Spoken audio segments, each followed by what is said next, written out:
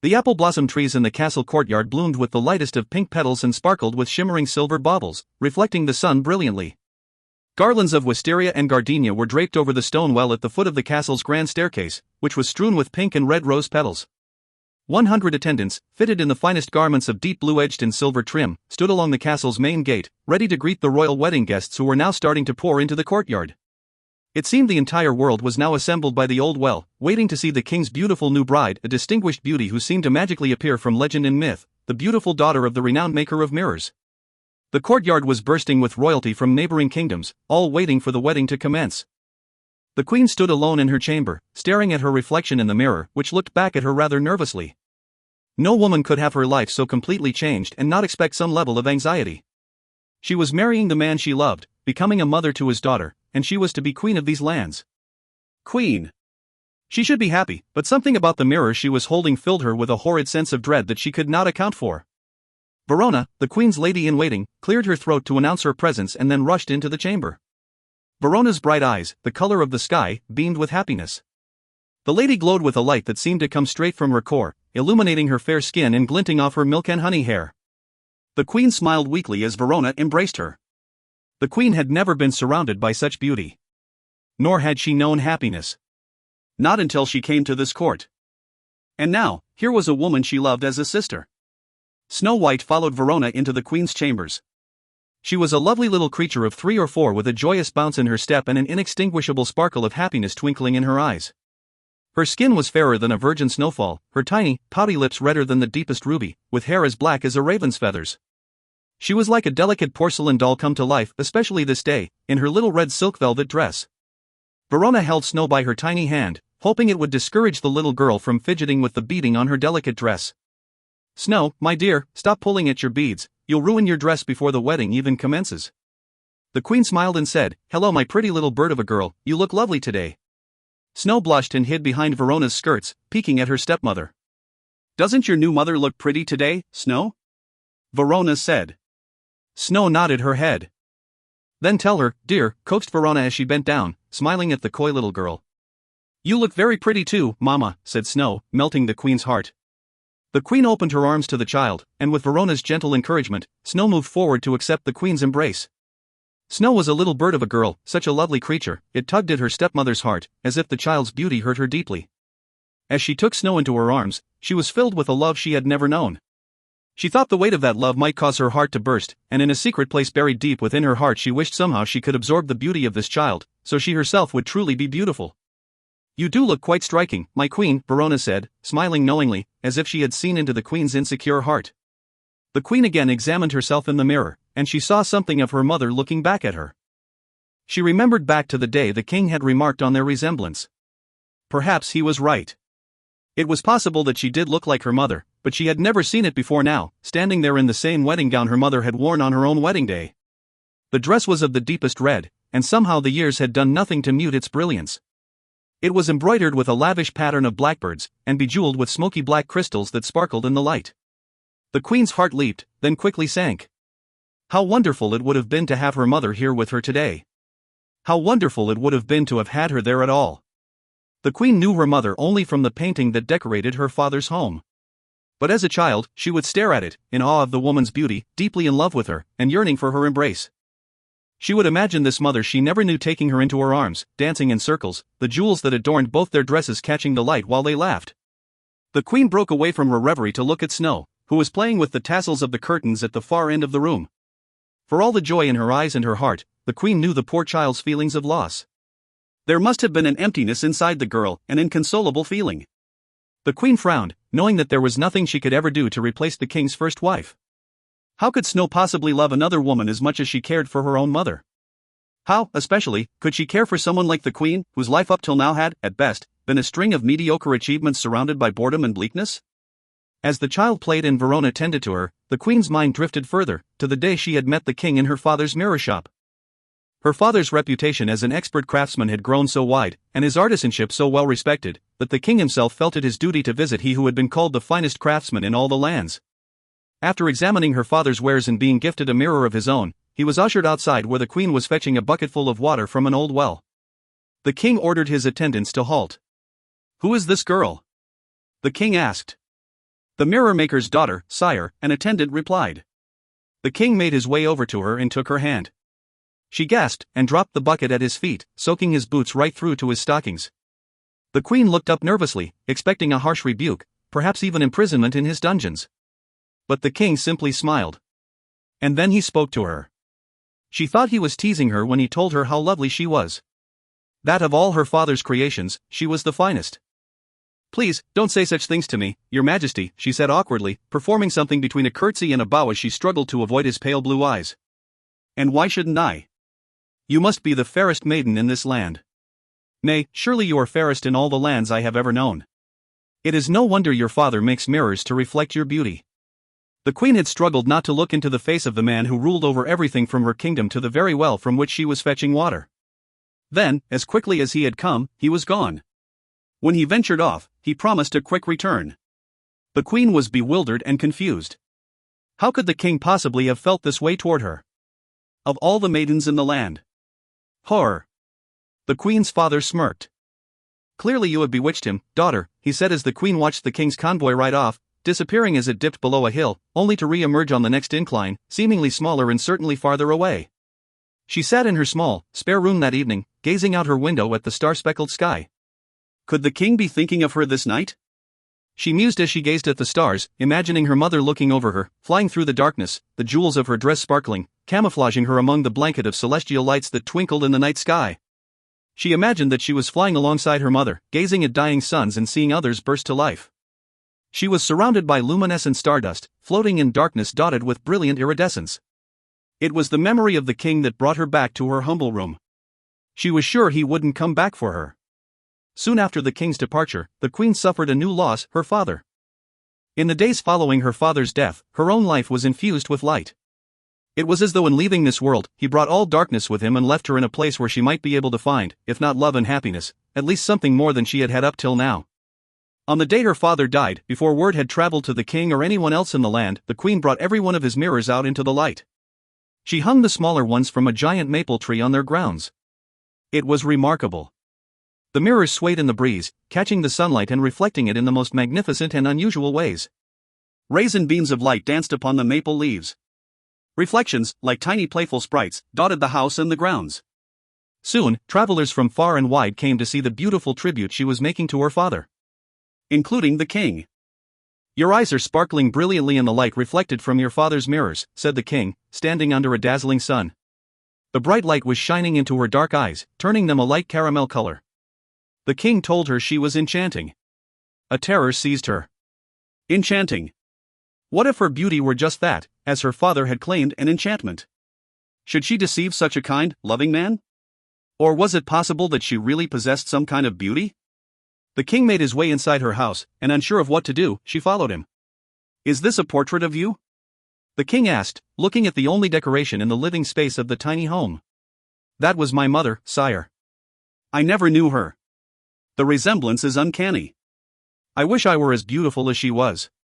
You look almost exactly like her. You must see it. The queen just looked at the portrait in wonderment, wishing his words were sincere, but unable to take them as anything but flattery from someone who must have needed something from her. Her father's estate, perhaps? The remaining mirrors? Whatever it was that the king wanted, it could not have been her. But over time, and many visits, it seemed that she was all that the king wanted. Her life began to seem like a dream, light, ethereal, and breathtaking. The king's people embraced her. Around fires to the melody of a minstrel's harp, the entire kingdom and even beyond sang of the beautiful daughter of the renowned maker of mirrors, who had stolen the heart of the king. Verona interrupted the queen's thoughts, bringing her back to the present. The court, in fact, the kingdom, is filled with throngs wishing to glimpse their new queen. We had best make our way. The queen smiled. And what a fine trio we will make walking in procession, she remarked as she took Verona and Snow by the hands and proceeded to the wedding celebration. Verona had not exaggerated. Huge crowds were gathered outside, and the queen could see this through the small windows that dotted the wall as she descended the spiral stairway. Among the crowd, the queen recognized the king's most beloved uncle, Marcus, who caught a glimpse of her through the window and smiled. He was a large man, unkempt and jolly-looking. The queen remembered that his wife, Vivian, had recently fallen ill. And yet, he was here for his nephew. He was standing with his dear friend, the court's huntsman, who was a handsome man, well built with dark eyes, hair, and beard. There were kings and consorts from far and wide. And the king's 3 strange cousins, who dressed oddly and stuck closely together. They smiled in unison and tilted their heads thoughtfully, as one. The queen observed their weird behavior as she passed by another window, this one shaped like a huge letter X. The entire castle was warmly lit with candlelight, glowing and ethereal, conjuring images of the queen's favorite holiday, the winter solstice. There were so many candles lit that the room felt hot. Too hot. The queen's face flushed and her head spun. Her heart pounded as she walked down the aisle toward her king. He waited by the old well, which he had ordered moved from the mirror maker's home to the castle courtyard, so that he might always be reminded of where he first saw the queen. With Verona's help, the queen steadied herself and focused her attention on her king, who was smiling brilliantly. He was beautiful, but even more so in his formal attire, with his dark hair and pale eyes. His glistening sword hung at his side, and his tall boots shined in the candlelight. The queen felt as if she were floating in a dream. Women with faces painted white as sheets and cheeks and lips the colors of red roses were peering at her as she glided past them. She attempted not to read the looks on their faces, instead focusing her gaze on her bridegroom. But surely they were smiling condescendingly at her as she passed, some of them with little bundles of jasmine in their hands, the scent intoxicating and slightly overwhelming. Not only would they be jealous of her marriage, but they would also think, why her?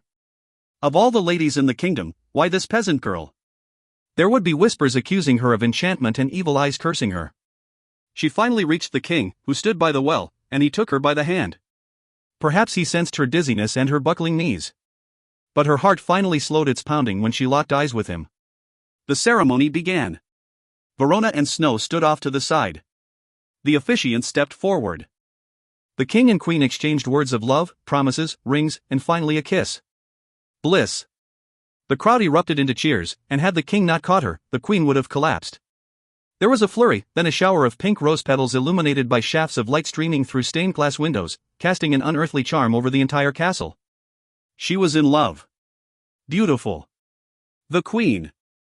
Everyone she encountered remarked on her beauty. She tried not to let their compliments confound her. But when she thought of it, it made her already dizzied head swim. The day whirled by in a pink haze. Her hand must have been kissed 1,000 times, and she never danced so much in her entire life, not even as a child with her nanny. Oh, Nanny! How she wished she were here to see her on this day. She remembered something Nanny had told her in her father's kitchen one sun-drenched morning while eating strawberries and cream. You are beautiful, my dear, truly. Do not ever forget that, even if I am not here to remind you. Not here? But where would you go? To dance with your mother in the heavens, dear. One day you will join us, but not for many years to come. No, Nanny, stay here and dance with me now. I don't want you to leave. Not ever. And so they danced, spinning in circles, laughing and enjoying the sun streaming through the windows. That was one of the many ways Nanny would cheer her spirits: strawberries, cream, and dance. She must do that with Snow soon. The thought of it made her feel light and protected. She would be happy with the king and his beautiful, delicate little flower of a girl. She would make the child her own daughter and love her.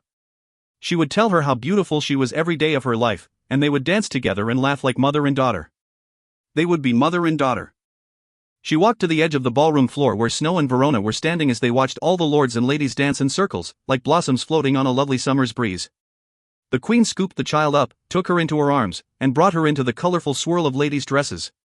She danced with the girl, pressing her tightly against her chest, feeling that surge of love again as they danced in what seemed to be a living garden of color and sound. The king joined them, and the new family laughed until the early morning hours, long after the final guests had departed or retired to their rooms within the castle. Exhausted and giddy after many hours of feasting and dance, the king and queen took their sleeping girl to her bedchamber. "Good night, little bird," said the queen as she kissed Snow. The girl's cheek felt as soft as silk on the queen's lips. She left the child to her dreams. She was sure they were filled with lovely ladies spinning in circles and colorful dresses and banners swirling all around her. The king took his new wife by the hand and led her to their chamber. The sun, now coming through their curtains, was casting an otherworldly glow. They stood there for a moment looking at each other. Bliss. "I see you have opened my gift," the king said, looking at the mirror. The mirror was oval-shaped and beautifully ornate, gilded, with serpentine designs around the perimeter, and crowned with an engraving of a headpiece fit for a queen. It was nearly perfect. But something about it made her feel that same uneasiness that had shaken her before the ceremony. Her chest tightened and the room suddenly felt oppressively confining. "What is the matter, my love?" the king asked. The queen moved to speak, but she could not. "You don't like it?" he asked, looking crestfallen. "No, my love, I'm just tired." So tired, she finally muttered. But she couldn't take her eyes off of the mirror. The king took her by the shoulders and drew her close to him, kissing her. "Of course you're exhausted, my love. It's been a terribly long day." She returned his kiss, attempting to banish all fear from her heart. She was in love. Bliss. And she would allow nothing to ruin this day. On the fourth night after the wedding, the queen finally had her little family to herself. Lingering wedding guests and extended family had made their way back to their own kingdoms. The queen had just said her goodbye to the king's great-uncle Marcus that morning after breakfast. He was a funny man, as wide as he was tall. Stocky, sturdy, and well-built for a man his age. He was kind and clearly loved his nephew, so she couldn't begrudge him the extra time at the castle. The king, along with his uncle and the castle's huntsman, had spent days in the forest hunting fowl and game for the evening's banquets. "You may never see me again, my girl," Uncle Marcus had said, as he bid the queen farewell. "I venture south in pursuit of dragons. It's a risky business, swamp dragons, but not quite as dangerous as cave dragons, I do swear to you. Did I ever recount my encounter with the great sapphire beast? The most beautiful and deadly creature I've ever stalked? She nearly burned my beard right off." Uncle Marcus was very animated when he spoke of dragons. He would gesticulate wildly, and reenacted the singeing of his beard. "And what does Lady Aunt Vivian think of your adventures, uncle?" the queen asked. "Oh, she has wild notions indeed," he said. "Does she? And what might those be?" the queen asked. "She thinks it's all fancy. Can you imagine? Fancy, indeed. She thinks I'm fearful of becoming idle and bored in her company." The queen laughed again. She had come to love this man and his wild tales of dragons lurking in damp caves and his grand campaigns to steal their treasures. "Well, I'm nevertheless sorry she was unable to attend the wedding, uncle. We must have her to visit as soon as she is well enough to travel. Oh, you can be sure your Aunt Vivian will swoop down on you in no time. She'll take over the house, I gather." The queen was sorry to see him leave. But she was happy to have her husband and daughter to herself, even if the castle seemed almost too quiet after so many festivities. She arranged for a family dinner in one of the smaller dining halls. The queen preferred the smaller rooms of the castle. They made her feel more at home. She wasn't a queen here. She was a wife and mother. She was herself. The stone walls were covered in lavish tapestries depicting images of knights in battle or lovely maidens gazing at their own beauty in reflective ponds. The fireplace was the grandest focus of the room. It was twice as tall as any man, and decorated with the face of a woman carved from the finest white stone. Her eyes, downcast and serene, made the room feel protected. The warm fire made the dining hall feel cozy. The queen sometimes wondered if the white stone beauty had been modeled after the king's former wife, Snow White's mother. She wondered if she were there to watch over the household, watch over the queen, to ensure she was a worthy mother and spouse.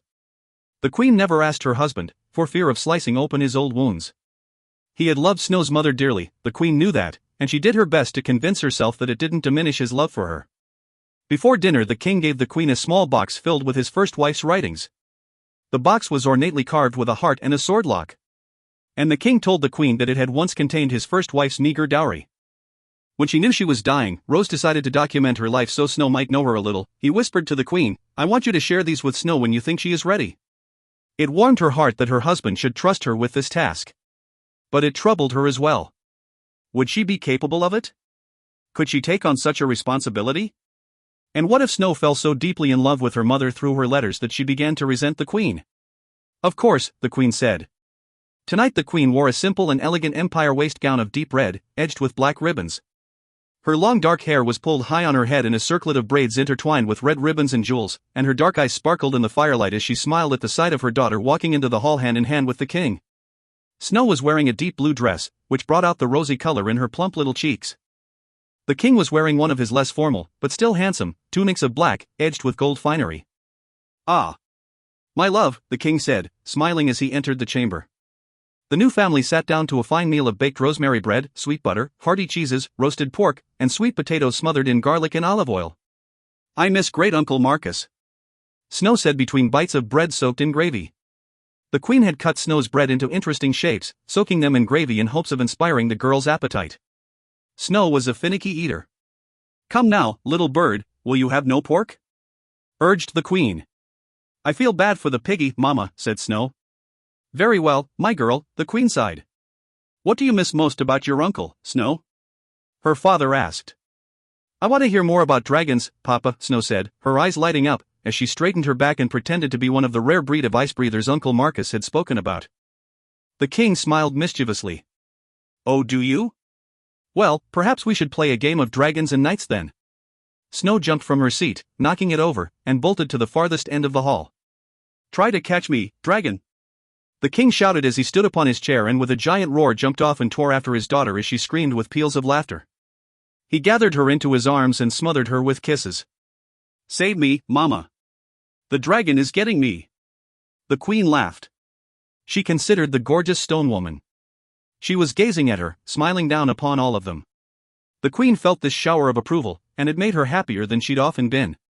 Shall I have the servants bring our desserts to the morning room? We can sit by the fire and tell stories until bedtime, if you'd like, the queen said. Oh yes, said Snow. The dining hall might have been homey, but the morning room was cozier still. There were many cushions and warm furs laid before the fire. The walls were constructed mainly of paned glass, and the doors opened onto a lovely garden filled with beautiful flowers in shades of pink, red, and purple. During nighttime hours it was lit with candles and torches. The three snuggled together in the morning room eating strawberries and cream. A storm had stirred up and rain pelted the windows. Snow's eyes looked heavy, and the king told her it was time for bed. No, Papa. Just one more story, please. Snow pleaded. I've no stories left in me this night, child. We'll continue tomorrow. Mama, you tell me a story about dragons, please. The queen looked at her husband nervously. The king shrugged. Unable to deny her little bird anything, the queen put aside her inhibitions and complied. Once, a very long time ago, a sad, lonely, and greatly misperceived woman enchanted a young princess into a deep sleep for her own safety. Why was she sad, Mama? Snow interrupted. The queen thought about it for a moment and said, I think it was because no one loved her. Why? Asked the child. Because she didn't love herself. She feared rejection because she was so unlike anyone she'd ever known. She was so full of fear that she sequestered herself away. This sad woman's only companions were striking blackbirds that soared in the skies around her home, perching in trees and on ledges, gathering information so she would have news of the outside world. That is how she learned of the princess's christening. No one understood why the woman was so angry for not being invited to the christening. But you see, my little bird, she knew something the girl's parents and fairy godmothers did not. I thought you were going to tell me a story about dragons, Mama, Snow interrupted again. I am, my dear. For you see, this was no ordinary woman, she could turn into a dragon, and when she did, she was a fierce, frightening creature. Really? Snow's eyes were closing, heavy with tiredness. Indeed, but we are getting ahead of the story. Before she could continue the tale, Snow had fallen asleep in her arms. The king took his wife by the hand and looked at her tenderly. The firelight flickered upon his face, transforming him from a king into something more like an angel. You have already become a mother to her. And I adore you all the more for that. I'm sorry to be away from you so soon after our guests have left, my love, he said with a sincere gaze. Away? The queen asked, taken aback. My queen, I am not a king who sends my men off to die in battle without sharing in that risk. If we are fighting for something, some worthy cause, then it should be worth my life as much as the lives of my men. The queen thought this was an honorable and valiant ethic. But it did not alter the fact that the thought of her husband out on the battlefield paralyzed her with terror. And how could it be that he would rather be in battle with his life on the line, when he was king and could choose to be home with her? Was he choosing his duty over his love for her? And shouldn't she, and Snow, be paramount in his life? And then, a more worrisome thought entered her mind, perhaps his loving words to her since his courtship had been untrue and he wanted nothing more than to escape her, even if it meant certain death. We will have to make the most of our time together, then, she said, crestfallen. And what will you do while I am away? How will you spend your days? He asked. I think I will take Snow to the forest to pick wildflowers. And if you do not object, I would like the child to visit her mother's grave. The king fell silent. His eyes welled up. It was strange to see such a great man, still with stony countenance, dissolve into such a state. I'm sorry, did I overstep? The queen began. No, love, you did not. It means so much to me that you should want Snow to know of her mother. You are a remarkable woman. You have a beautiful heart, my darling. And I love you more than you will ever know. The queen kissed the king on the cheek and stepped away from him. "And you. We will anxiously await your return." The queen spent the following months further acquainting herself with her new home. With the king away, Snow occupied much of the queen's time. The two picnicked in the woods, and the queen taught the child delicate needlepoint.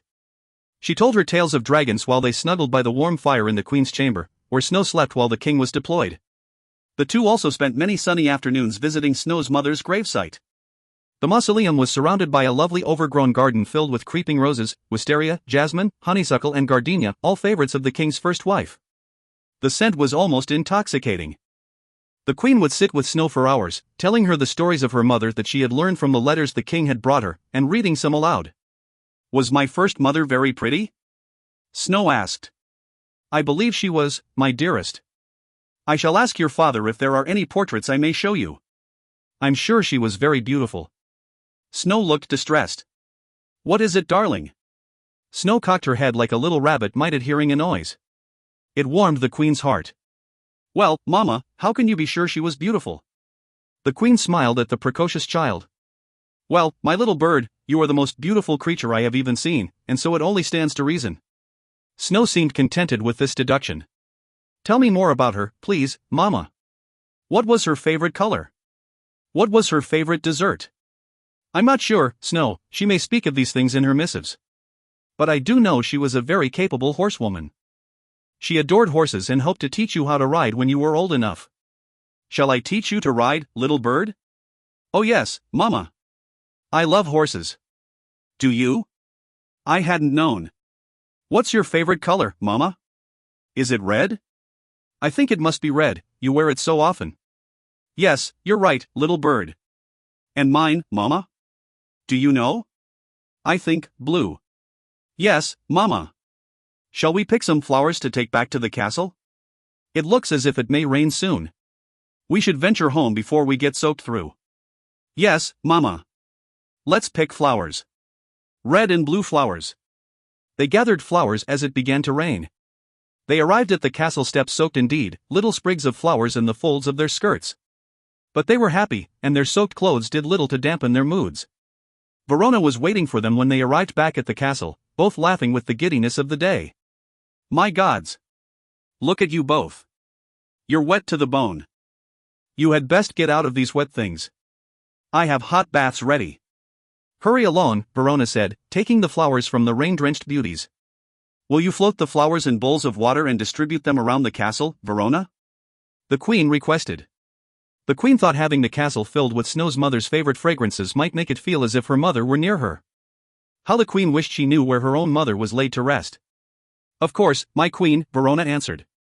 Then she ushered her into the queen's chamber where her bath had been prepared. The queen spent most of her time in one remote part of the room where she could settle into what she was sure was the most comfortable seat in the kingdom, a throne-like padded armchair upholstered with velvet cushions and plush trimmings. The chair was set near the fireplace, beside an alcove shelving her best-loved illuminated manuscripts.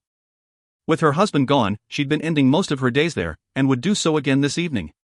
But first, a bath. Verona exited, and the queen stepped into the soothing tub. The steaming water melted a frost that seemed to cover the queen's every bone. Despite the rain and the resulting shivers, she'd had a pleasant day with Snow. Still, she missed the king terribly. She mused as she watched the swirls of steam rise. The chamber was enormous. The stone walls were draped with detailed tapestries of red, gold, and black that hung from ornately molded rods set in iron brackets. The tapestries not only beautified the room, but kept the frigid chill outside. The grand fireplace was flanked by two enormous statues that seemed to have souls. Each portrayed a beautiful and beastly winged woman, both with faces severe and remote, their downcast eyes gazed down from a towering height. A quiet knock upon the chamber door caused the queen to stir. "Verona, I presume?" the queen said. "It is I," Verona responded from behind the door. "My lady, I took the liberty of suggesting the cook make some of Snow's favorites for this evening's meal." "The girl seems a little sullen." The queen didn't respond. "She's missing her father," Verona continued, "as you are, I am sure. He has been away for several months now." The queen considered Verona's words for a moment, then broke her silence. "Neither of us would thrive so well without you, Verona. We thank you and love you for that." "Thank you, Majesty. Will you need any further assistance? More hot water? Or your bath sheet, perhaps?" The queen had already begun to step from her tub, wrapping herself in the huge, soft towel, which had been warmed on a small coal apparatus next to her. "I've already emerged, my dear. You may enter," the queen said. As her attendant, it would have been Verona's duty to bathe the queen. But the queen was insistent that no one see her without a painted face and coiffed hair. Recently, however, she'd become much more comfortable with Verona, and had allowed the woman to see her without makeup and finery. Verona shifted uncomfortably, no doubt because she knew how the queen felt about others seeing her before she'd been made up. "I'm sure the king will be home soon, my lady," Verona said, while shifting little trinkets in the room, pretending to organize them though she might have just been attempting not to look upon the unpainted face of her queen. "In the meantime, perhaps you and Snow would benefit from an adventure." "Ah, do you have an escapade in mind, my sister?" the queen asked, a slight smile creeping upon her lips. "The Apple Blossom Festival. Your subjects would be thrilled if you were to attend. It would make for an even more rousing event to have their queen and princess there to crown the Apple Blossom Maiden." The queen considered this. She was still, after all the ceremonies, festivals, and attendance, not very comfortable in large crowds. She preferred to keep to herself. And then she remembered the child. "You would join us, of course?" the queen asked Verona. "Indeed, my queen," Verona said, smiling brightly and forgetting not to look upon the queen's face. "Let us attend, then." "Thank you, my lady," Verona said, curtsying. "Might I be excused to make the arrangements?" "Of course, dear. I can manage by myself," the queen said with her back to Verona, gazing at her lady-in-waiting's face through her mirror's reflection. But as Verona bowed out, the queen noticed something that greatly disturbed, even terrified, her. Just as Verona had closed the chamber door and the queen found herself alone, something appeared to move behind her in her mirror, the one the king had given to her on their wedding day. Something, perhaps someone, was inside with her. But it couldn't have been so. She surveyed the room. She was clearly alone. Verona had locked the door when she left the room, and, as was customary, locked it when she had entered. There was no chance anyone could have sneaked in. Still, she was sure she'd seen a face appear in the mirror, just over her shoulder. She stared into the mirror and then searched the room. Anyone who had seen her would have thought she'd gone mad. But she needed to assure herself that she was indeed alone. And after thoroughly examining the room, that was the very conclusion she came to. It must have been a trick of the light. She settled down into her favorite chair to calm her racing heart. The heat from the fire soothed her, and she ran her naked toes over the bearskin rug at her feet. She must be losing her mind from sorrow. She wished she knew when, if, her husband would return. Her eyes became heavy, and she began to drift off. But she was not able to sleep, still unsure that she was alone. She stood up and again walked over to the mirror. Just one last look. One more glance and then she would be able to settle down. She leaned into the mirror to examine it more closely. Perhaps it had been rigged, or charmed. "Good evening, my queen." The queen attempted to scream, but could not utter a sound from her constricted throat. She instinctually swiped at the huge mirror and batted it off the stone wall. The mirror crashed to the marble floor. But for a moment the queen was sure she'd glimpsed the shattered countenance of a man's face looking up at her through the mirrored shards, his face cracked and broken. Then he faded away as quickly as he'd appeared. "Your Highness, what's happened? Are you well?" asked an attendant from behind the door. From his breathlessness, the queen could tell he'd rushed there. The queen attempted to catch her own breath. "I am quite well, thank you." "I've simply broken a mirror," answered the queen, feeling a bit lightheaded. "Very well," the attendant said. "We will clear that away, Dot." As the attendant began to walk away, the queen heard him say something else. She could have sworn she heard her father's name uttered. The attendant returned with others to clear the mess. The queen watched as her attendant scuttled out of the room with the broken bits. Then, the cursed thing was gone. Still, her thoughts were plagued with images of the man in the mirror as she made her way to dinner. The castle was quieter without the king's hearty laughter and childlike energy. Even the small dining hall looked imposing and empty without him. And Verona had been right, Snow did look sullen with her father away. In an attempt to cheer the child, the queen said, "I have a surprise for you, my little bird. We're to attend the Apple Blossom Festival the day after next." Snow smiled, and it looked as though the stone beauty above the fireplace smiled as well. If the queen could only bring herself to do the same. "Mama," Snow White asked as she, Verona, and the queen stepped into the carriage that would deliver them to the festival, "is it almost time for the leaves to change?" "Yes, dear," the queen replied. Snow White looked puzzled. "But don't the apple blossoms come out after winter?" The queen smiled. "Most do, little bird. But the apple blossoms in Apple Blossom Meadow are different. No one knows for sure why they bloom in the autumn. But some say that long ago a young girl lost her way in the forest. It was late in the year, near the winter solstice, and the girl was cold, frightened, and hungry. She huddled beneath a stand of apple trees in the wood, and by some strange magic, the air around her became warmer, and the trees blossomed and bore fruit. The child was warm and fed throughout the entire winter. And when the springtime came, she was found by her overjoyed parents who thought they had lost her to the cold and the frost. Snow White thought about this for a moment. And then she sat back in the carriage and smiled. "I wouldn't want to be apart from you and Papa, Mama. But I do love apples, and it would be so nice to eat them for an entire winter." The Queen and Verona looked at each other and smiled at the child's innocence. The Queen then looked outside the carriage to notice much fanfare and anticipation in advance of her arrival. She felt guilty for not giving the villagers proper notice of her attendance. After all, she had announced that she would be attending the festival only 2 days prior.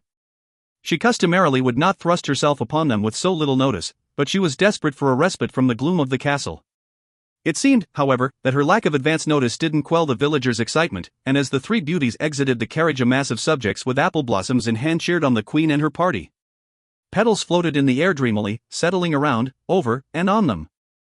The Queen noticed how striking the light pink petals looked in Snow's dark hair, and noted to herself that she should have a dress of the lightest pink made for Snow.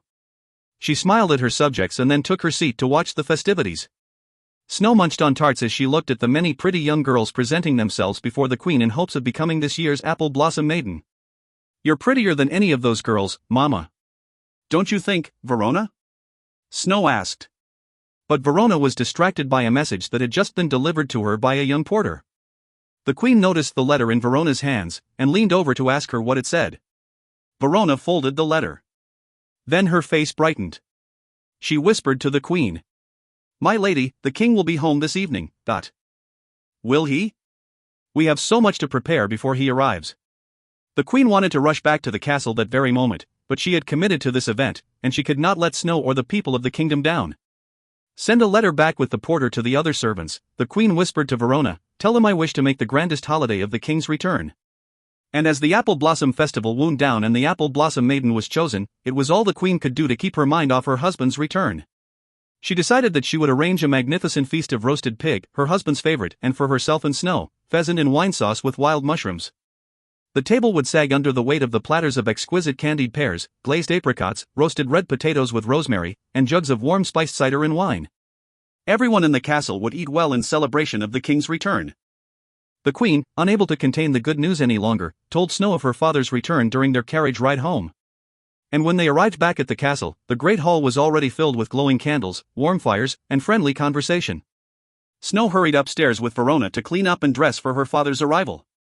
The Queen, for her part, did the same, frantically scouring and perfuming herself, painting her face, doing up her hair.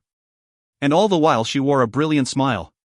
When she arrived at the court, Snow was already there. She looked so small and delicate sitting in her high-backed chair in this great hall.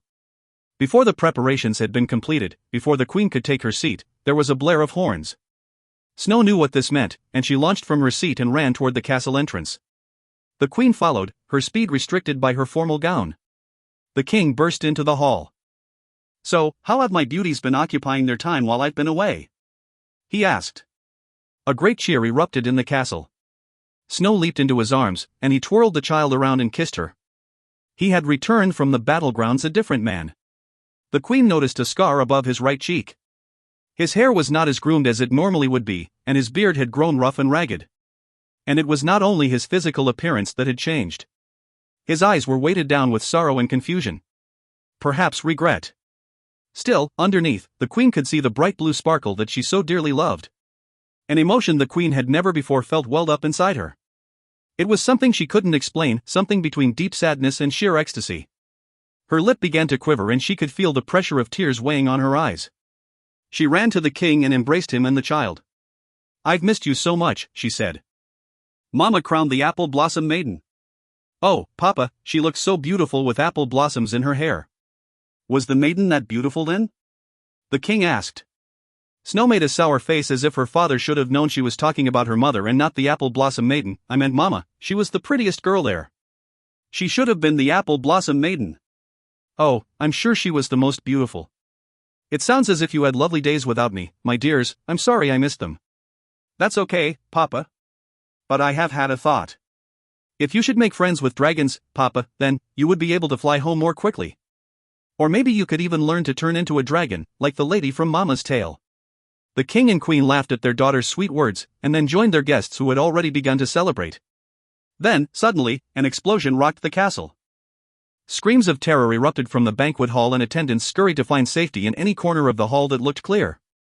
Snow White! The queen called out, unable to find the child in the panicked crowd, or through the thick smoke that was filling the room.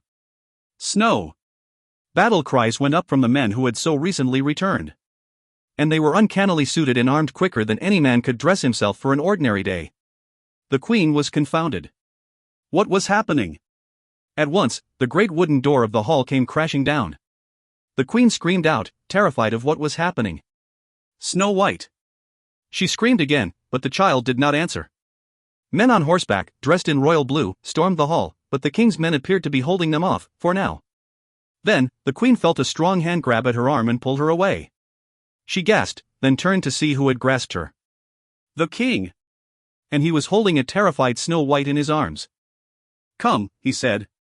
The queen felt faint, but followed as best she could. Who are they? She asked her husband as he led her down one of the castle halls, where men continued to suit up for battle. The opposing army from our most recent battle. They must have followed us back home. I am sorry to have put you and Snow White in danger this way. Snow continued to shake and kept her head buried in her father's shoulder, looking up occasionally to see if the men were still attacking, if smoke was still filling the halls. Shouts and battle cries echoed through the castle. As the king unlatched a dungeon door, he grabbed a torch and quickly ushered the queen and Snow down a spiral staircase. The dungeon was damp and cold, and in the darkness the queen had difficulty finding her footing. The king felt around the floor of the dungeon and located a trapdoor. Take this torch, he told the queen. Descend these stairs, and at the bottom you will find a small rowboat that will carry you out of the castle and to safety. You will be joining us. The queen said. I will protect you in the way I know best. Now take Snow and go. The king responded, and then he ran out from the dungeon once more. The queen held the shaking child close, and she made her way to the boat that the king promised would be waiting. The queen set the torch in a brace on the boat and boarded. Snow White clung to her, and the queen found it difficult to row the boat and hold the child at the same time. But she had to. And she did. Soon the boat was drifting out of the castle and down a small river into the marshland that surrounded the castle. A blast of cold air hit them and the queen held Snow White close. The queen rowed the boat into an area that was densely covered with swamp grass, and the two sat shivering among the plants as the sky lit up red and orange around them. Both the queen and the child started each time a blast sounded. Mama, is Papa going to be okay? Snow asked, through shivering teeth. He always is he not? But the queen was not sure herself what would come of this night. Soon the blast subsided, and the land around the castle fell silent. The queen wrapped her cape around herself and the child for warmth. Snow White drifted off to sleep, and the queen stayed awake all night holding vigil. And then, she felt a hand on her shoulder. The king. Come, my loves, he said, and they waded through the frosty swampland, and made their way back to the castle. The halls looked a wreck, but the castle had held up well. The king told the queen that they had fought off the invaders. Will they be back? She asked. No, the king said confidently. Your Majesty. A voice called from the far end of the hall. Verona. The queen replied, and the two women approached each other and embraced. I am so happy to see you well, Verona said. And I, you, the queen replied. We suffered no casualties. None. Your husband is a fair king and warrior. The king dropped his gaze to the ground. Come now, to our chamber to rest, the king said. Verona, please take Snow White to her room and tend to her there. Yes, Majesty, Verona replied. The queen and king made their way to their chamber. The queen could not stomach the smell of burning wood and sulfur that permeated the castle. But once she had returned to her room, the air blowing in from the grounds helped dampen the stench. And then she noticed something far more terrible than anything that had happened the night before. Sitting there on the mantel was the mirror she had broken, now fully repaired and intact. But how? She was not able to pull her eyes away from it. She became disoriented with confusion and terror. Verona wrote to inform me of the broken mirror. I was deeply saddened, so I set the kingdom's finest craftsmen to the task of repairing it. Of course, even their powers pale in comparison to your father's. I meant to surprise you with its origin on our wedding day, dear heart. I thought you would like something to remind you of your father. It is his handiwork, surely you have recognized it by now. The queen struggled to find her voice, to make it pleasant and not full of the terror that seized her. Thank you, my darling. You are thoughtful. She kissed her husband and tried to banish all fear from her heart. I'm so happy you're home, my love, she said. The king dropped his eyes. You're leaving again, aren't you? He nodded. You can't. Not so soon. You saw what happened last evening. The invading kingdoms might topple us at any moment if we don't drive them back. I would rather meet them away from here, where they can't harm you. I must keep you and Snow, all of us, safe. Keep us safe here. The queen shouted. My men will do that, replied the king. You have been gone so long I fear I may be losing my mind. His heart was clearly breaking. No, my love, you were simply tired and weary. The queen wanted so much to share what she had seen in the mirror with her husband. But he would think her mad, or worse, possessed by evil spirits. Still, it seemed to be the only option if she were to convince him to remain at the castle. I saw a man's face in that mirror you gave me, my love. He spoke to me. Oh, my darling, the king said, appearing to be concerned for her sanity. Don't look at me that way. If you were not gone so often, I would not be plagued with such visions, she said, paralyzed with panic. You are not going mad, my love. You are simply exhausted. You are the strongest woman I know, but even you have your limits. I want you to rest tomorrow. I will spend the day with Snow, and then you and I will have the evening to ourselves. I'm sorry, my love. I shouldn't have blamed you. Please, put this out of your mind, my dear. I promise you all will be well, the queen said. The king held the queen tightly, and she broke down weeping in his arms. She was comforted there, and imagined that this is how a child must feel when she is being protected by her parent. Then the great queen fell asleep in the king's arms, sobbing. In the days after the king's departure, the queen began to feel more alone than she had at any point since she'd arrived at the castle. She could share her horrible nightmares with no one. It was difficult enough for her to reveal her vision to the king. If she were to mention it to anyone she trusted less, she was sure they would charge her as a witch, and have her burned at the stake. This made the fact that she was plagued with images of the man's face all the more terrible. She thought of having the mirror removed, but that would simply arouse suspicion. She was confident that the king had written her vision off as a product of an exhausted mind. But she also knew that the others in the castle, including Verona, were aware that the mirror was a heartfelt gift from the king. How would she explain rebuking such a gift? She decided to drape it with thick velvet curtains, hoping that keeping it out of her sight would also keep it from her mind, and prevent it from affecting her. When Verona questioned her, the queen explained that she hoped the curtains would preserve the mirror by shielding it from the elements. A reasonable lie, which Verona accepted without question. Still, the queen was plagued by dreams about the man she saw in the mirror.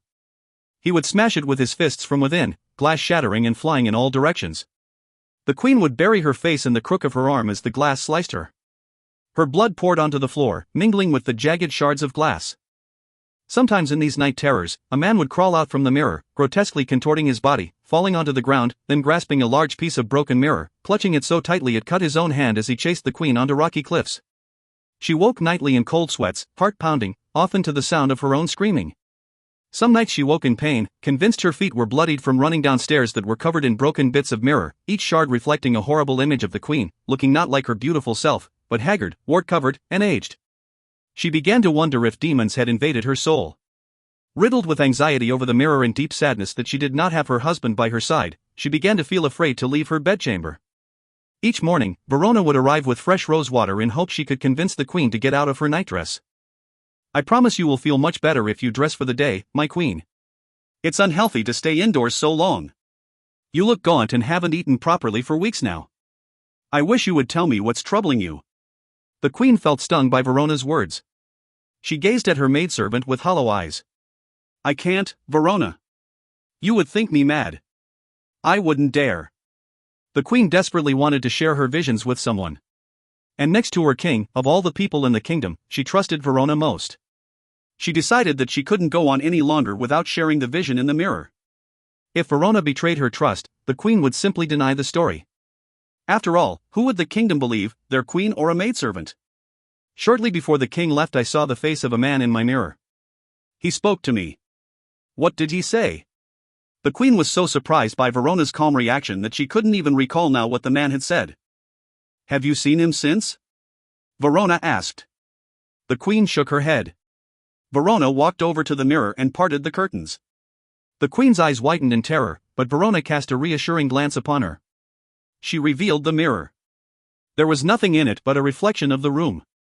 See, my queen, you have nothing to worry about. It could have been anything, a trick of the light, exhaustion, there are so many explanations. The queen did not know whether she should find comfort in Verona's words or fall into further trepidation. Now, the king and Verona had both dismissed her vision as an imagined threat. Did that not amount to madness? You, my queen, are the boldest woman I know, Verona continued. Now please, get out of your bed and go out into the sun with your daughter. She is frightened with her father away. You must think of her. Verona was right, of course. Snow needed looking after. I don't think we need tell Snow about this, Verona. Of course not, my queen. I will keep it between us.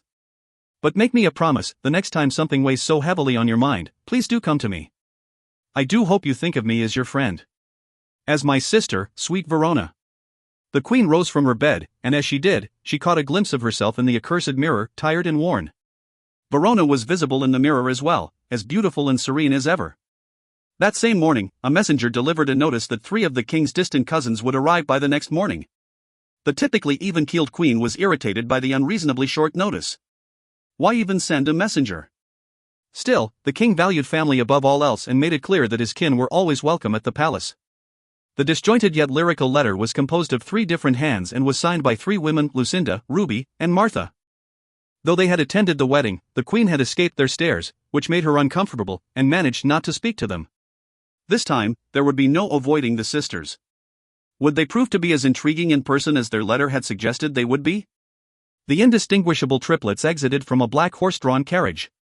Their long faces were painted a ghastly white, their cheeks were blushed with the brightest pink, and the center of their lips were painted a vivid red, which created a tiny ball-like effect. They resembled broken dolls, once loved but long forgotten. Their hair was glossy black streaked with white and adorned with red feathers. They looked like the oddest of beasts, and they walked in a way that brought to mind pecking birds. Their dresses were the color of eggplant, iridescent, changing from black to deep purple depending on the light. They were cinched tightly in the bust and waist, but overly voluminous in the skirts, creating a bell effect. Their tiny black pointed boots poked out from the bottoms of their dresses like slinking creatures seeking prey. They stood, the 3 of them abreast, arms linked, gazing at the queen in that same fashion she remembered from her wedding day, when she was briefly introduced to them. Their faces impossible to read, they looked neither pleased nor dissatisfied. Welcome, cousins. How was your journey? I dare say you must be exhausted after so many days of travel. Martha spoke first, we are quite. Ruby took over, rested, cousin. And Lucinda finished, thank you. Verona spoke up, shall I show you to your rooms then, and send a girl to help you unpack? I am sure you are eager to refresh yourselves after your long excursion. Only Lucinda answered, indeed. The odd sisters tottered behind Verona, their tiny feet clicking on the stone floors as they chattered to themselves. I can't imagine it, said one. Unfathomable, really, said another. Inconceivable. Verona only heard little bits of their conversation and wondered what they might be discussing. She resisted the urge to look back at them as she imagined the expressions on their faces, pinched in distaste, as if having smelled something rotten. Verona smiled weakly, the thought of the castle being inhabited by these peculiar women amused and disturbed her in tandem. Here we are, Lucinda, this is your room. Ruby and Martha, I have rooms for you down the other hall, Verona said. Lucinda simply said not. Ruby continued, acceptable. No, not, Martha finished, in the least. Come again? Was all Verona could muster. The 3 sisters stared chillingly at Verona. Is there something wrong with your room, Lucinda? Verona asked. They responded as one, we prefer to sleep together. I see, of course.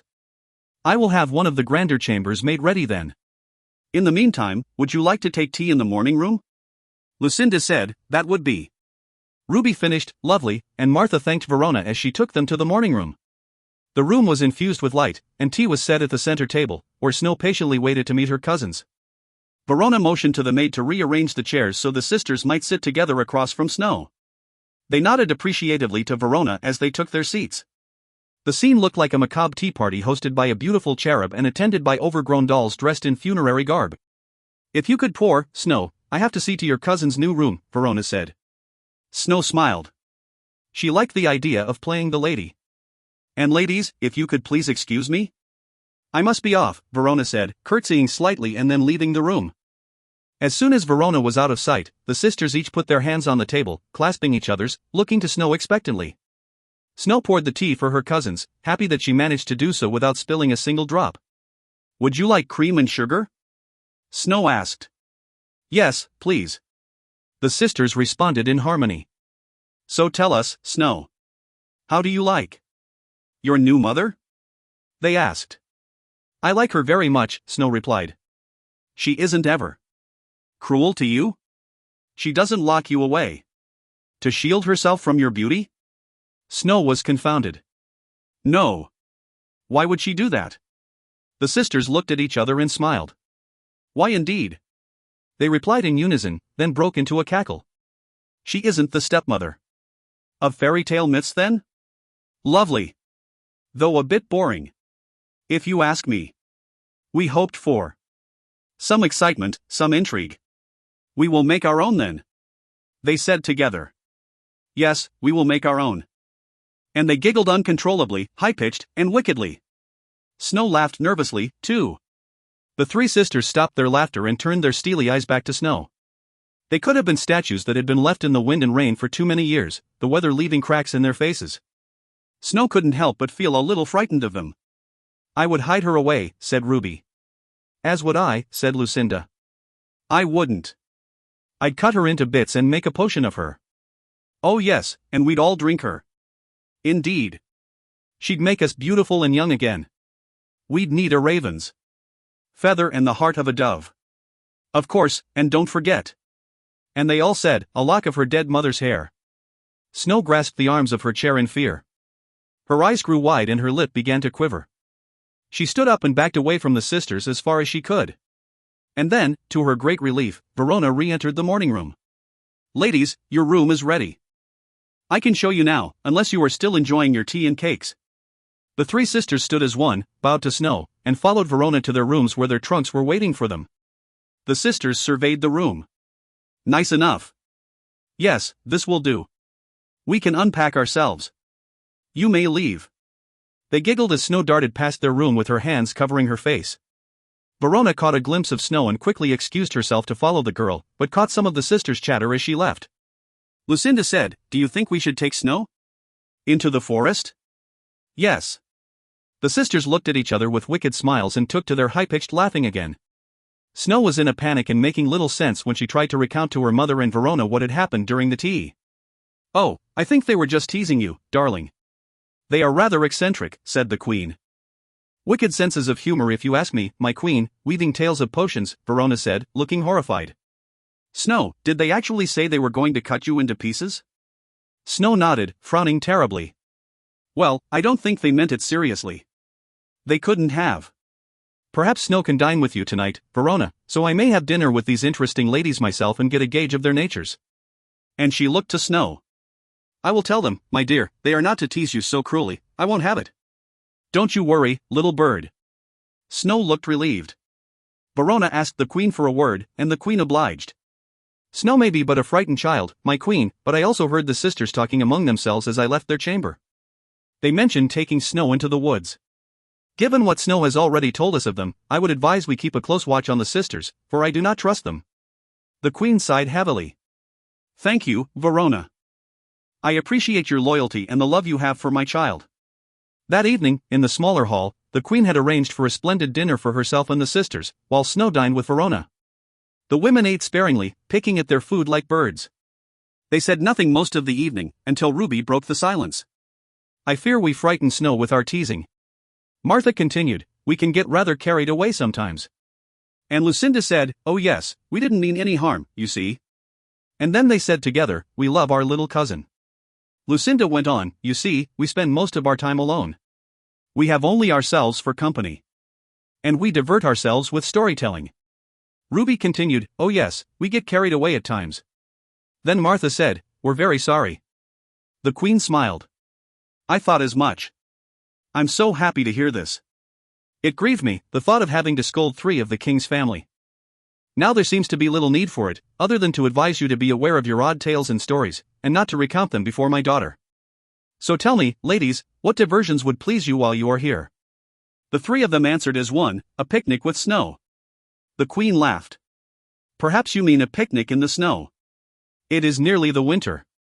Yes, but there is no better time to visit the forests than when the trees are in their death throes and flashing their brilliant colors. And if that is too cold, then there is always Apple Blossom Meadow. A picnic, so that is what Verona must have overheard the sisters planning when they spoke of taking the girl into the woods. What a wonderful idea, the Queen said, and it can easily be arranged. I think she would love to have an outing. What a lovely day that will be. We should make a grand event of it and dress for the occasion. She will feel like a proper little lady. Lucinda looked disappointed about something, but before the Queen could ask what, she was distracted by one of the servants coming into the room with a message on a small pewter tray.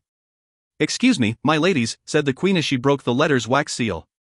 Her eyes widened, her face glowed, and then she burst out in elation. Oh! This is wonderful news, indeed. I am so pleased. She turned to the sisters. The king will be home in a fortnight. The three sisters smiled and said, in time for the winter solstice. The Queen was puzzled. Excuse me? She asked. We assume you will keep up the traditions here in your new home, said Lucinda. Ruby continued, we've heard such beautiful tales of how your family made such a lovely spectacle of the holiday. The Queen was taken aback that the odd sisters should have heard such tales of her family. But she didn't have the time to pay it any mind. The king was returning. I hadn't thought of celebrating in that fashion, she said. However, I think since the king is returning in time, we should make a festival of it. I quite like the idea. What a wonderful homecoming it would be, and he will be so pleased to have his dear cousins here, so you will stay for the festivities.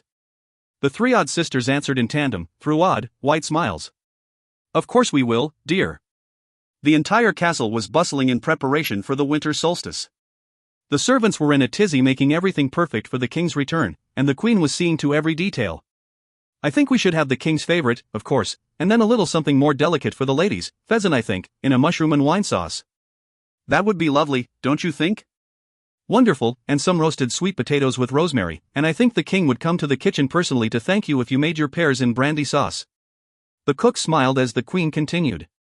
And if you can manage it, a 6-layered cake of chocolate, hazelnut, and cream cheese, a bit rich, but we can serve anise afterward.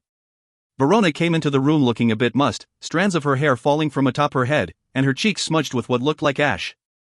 I'm sorry to interrupt you, my Queen, but I would like to discuss the decorations. I was wondering if you had anything in mind? The Queen looked up from the list she was going over with the cook and smiled at Verona. I do, actually. I have many trunks in my private chamber filled with the decorations my father made for my mother many years before I was born. Verona looked relieved. How lovely, my Queen. Would you like me to start unpacking them? The Queen thought about it for a moment and said, I would love your help, Verona, along with a few of our most capable maids. The mirrors will have to be washed before they are hung, of course, but I would prefer to unpack them myself, if you don't mind. I completely understand, my Queen. Then the Queen looked to the cook and said, if you'll please excuse me, I will leave with you the menu I've written up. If you have any questions, we can discuss it later this evening. Of course, my Queen, he responded.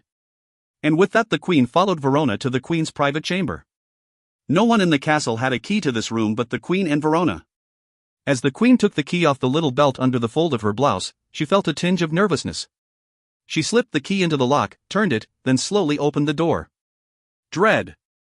The room contained all of her mother's and father's things, the last of her father's mirrors, the portrait of her mother, as well as decorations that were lovingly packed away in crates, probably by her own mother's hands the year before the Queen's birth. The King had the items moved to the castle when he and the Queen were married. She had never before had a reason to come into this room, and truth be told, she had tried to avoid it. It was full of fragments of her old life. And now, it felt as if she were stepping into a cold, dark crypt. She noticed Verona shiver too. The Queen opened the trunk, and a rush of memory flooded over her. The trunk smelled of her father's house. It's strange how a scent can call up such vivid memories, practically transporting you back in time, the smell of the shop, the moldy, musty scent of her former home. She pushed the thoughts out of her mind as she unwrapped the little mirrors, noticing a face that looked much like her mother's reflecting back at her. Verona noticed the Queen's discomfort and decided to make idle chatter. You look so much like your mother, I almost thought that portrait was of you. The King said as much when he first came to my father's shop years ago. I didn't see it then, but I do now. I almost thought she was looking back at me from these mirrors. Verona smiled. She thought to herself how lucky Snow was to have the queen as her stepmother. And the winter celebration would make the girl so happy. If only those horrible sisters hadn't decided to stay for the solstice. Verona felt uneasy in the sisters' presence, and wondered how the queen did not feel the same way. Why had she invited them to stay for the celebration? Verona dreaded the sound of their rustling skirts and their chattering voices coming down the hall in the morning. Their annoying high-pitched laughs, simpering whispers, and their habit of finishing each other's thoughts and sentences were far too much for Verona to bear. She almost wished the sisters would cross the line somehow, do something that would justify the queen's asking them to leave. One couldn't help but focus all attention upon them when they were in the room. They were like that, morbidly appealing. Verona often found herself looking at them in fascination, curiosity, and revulsion, hoping her face did not betray her when the sisters caught her staring at them with a sickening awe. Snow came into the room, interrupting Verona's thoughts. Lucinda says we are going to put candles and mirrors in the trees like Grandma used to on Solstice Eve, Mama. Is that true? It is true, my little bird, the queen said. You may help me if you like. Snow smiled and said, I would love to, Mama. Let me tell my cousins I can't have tea with them and I will be right back. The queen noticed that Verona looked disturbed by something as she watched the girl run off. What is it, Verona? Verona made a funny pinched expression, pushing her lips to the side. She looked as if she were thinking of the right words. Speak frankly, please, my friend. Don't censor yourself on my account. Well, my queen, those sisters are rather, well, peculiar. The queen agreed. I hate to be uncharitable, but what is wrong with those women? They seem quite deranged. The queen could hardly stifle her giggle as she said, I think they might have had a sheltered upbringing, and it's made them quite odd. Verona laughed, sheltered indeed. Perhaps in a damp cellar? The queen giggled outright. They look as if they've never seen the light of day. The queen never knew Verona to speak ill of anyone, and she loved her all the more for being so frank with her now. Why do they paint their faces so white? It's hideous. They look like absurd dolls brought to life by a mad alchemist. The queen chuckled again. Stop it now, Verona. You don't want Snow to hear you, she'll be back any moment now. The two women giggled like little girls while the queen unwrapped the solstice decorations. The mirrors reflected the light coming from the arched windows on their happy faces. The weeks passed quickly and soon the winter solstice eve was upon them. Snow draped the grounds and the entire castle was infused with candlelight. The queen imagined how lovely it would appear to the king as he made his way up to the castle. It must look like a magical castle from a fairy tale, a luminescent dream floating against a sea of darkness. Every tree was filled with candles reflected in the tiny mirrors hanging from the branches, casting the light beautifully, making the castle and the grounds otherworldly. Snow White looked spellbound. It was the first time since those strange sisters arrived to court that the girl seemed to be completely at ease. The queen wondered where the king's cousins were. They had waited a fortnight for this evening, and now they were nowhere to be found. Snow, do you know where your cousins are? The queen asked. Snow gave her mother a weary look. I'm sorry, Mama, but I didn't want to ruin our party. I think you'd better tell me, little bird, the queen said more sternly than she had ever spoken to Snow before. I'm not quite sure where they are. They were acting so strangely when we went on our walk today, Mama, saying those scary things again. They chased me, yelling nasty things about my first mother and you, then they spoke of enchanted fruit, apples that could put a little girl to sleep forever, pears that make you wither away and die, then they said they were going to chop me up into little bits and cook me in their stew. Snow's lip began to quiver, and then she burst into tears. She collapsed onto her stepmother's breast, sobbing. I just ran and ran until I couldn't hear them anymore, but I kept running, and when I finally looked back they weren't there. I didn't tell you because I was afraid to ruin your day. The queen held Snow tightly and rocked her. Don't worry, my darling. I will have someone find them and have them removed from the castle. I think we should wait until after the celebration to tell your father, don't you? The queen motioned to Verona. Verona, dear, have the servants search the castle for the sisters. If they are not found, then have the huntsman and a few of his crew go into the forest and see if they can locate them. I want them brought before me immediately. One of the men should stand guard should they return here. Yes, my queen, Verona said, and she hurried up to the castle. The queen again turned her attention to Snow White. I'm so sorry. I should have never trusted those wicked women alone with you. Can you forgive me? Oh, Mama, those sisters are so wicked. It wasn't your fault. We'll talk about this more tomorrow, my bird, but let's try to put it out of our minds for now. Look. I see your father's riding party just upon the horizon. I want him to have a wonderful homecoming, my darling. I'm just going to say this one last thing until we discuss this tomorrow. Promise me, Snow, should anything like this happen again, you come to me right away? Do you understand? I have to know you will come to me in all things, especially when someone might be trying to harm you. I am here to protect you, my sweet. No matter what, you must trust that you can always come to me. I will, Mama, I promise. The queen kissed her daughter on the cheek. She was ill at ease with the sisters for ruining this day, but for some reason could not quite muster up the anger she so desired. Perhaps it was the joy of the celebration. The queen's father had stopped celebrating the solstice after her mother had died. How lovely it would have been to experience this as a little girl. Part of her envied Snow, really. Look, my darling bird, see how lovely the castle looks. Your father is going to be so pleased, said the queen in an attempt to distract the girl from her wicked cousins. Snow looked toward the castle. Phantom streams of light were floating through its many windows. Snow gasped. How is the castle doing that, Mama? The child asked. A very special mirror, the queen replied. My father made it from beveled pieces of glass. It's a cylinder containing a candle within that projects the shapes upon the wall. Oh, can I go into the ballroom and see it? The child said excitedly.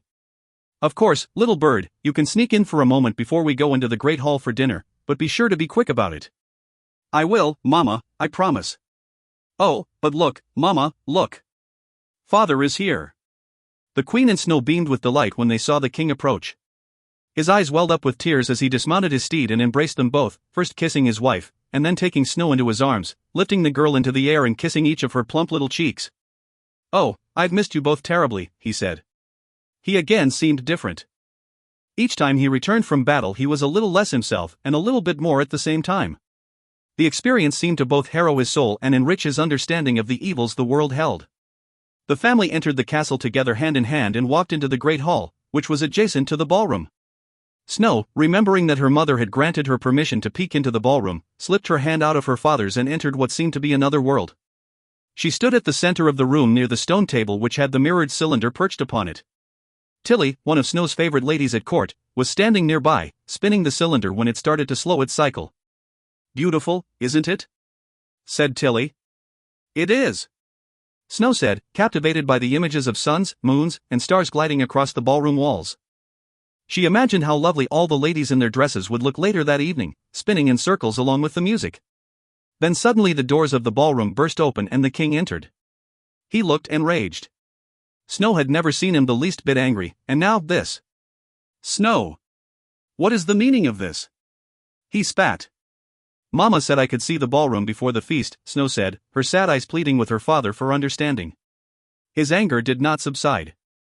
I would have never suspected you of such cruelty, Snow. Then, peeking from the large arched doorway, Snow saw them, Lucinda, Martha, and Ruby, their dresses covered in mud, tattered and torn, their hair a frightful mess with little bits of twigs and leaves. There were bright patches of pink skin showing where the white paint had been scraped off their faces, sometimes through to the flesh. And Martha had lost one of her shiny black boots, revealing a green and silver striped stocking that had a large hole in the big toe, which she was desperately trying to hide with her other foot. I can't believe you would do such a thing, said the king. Martha was choking with deep sobs as she spoke.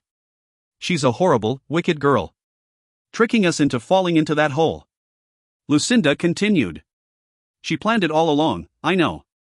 She did, she hates us. Added Ruby, who was trying in vain to pull the twigs from her ringlets. Look at what the child did to us. She must be punished. The odd sisters chimed in unison.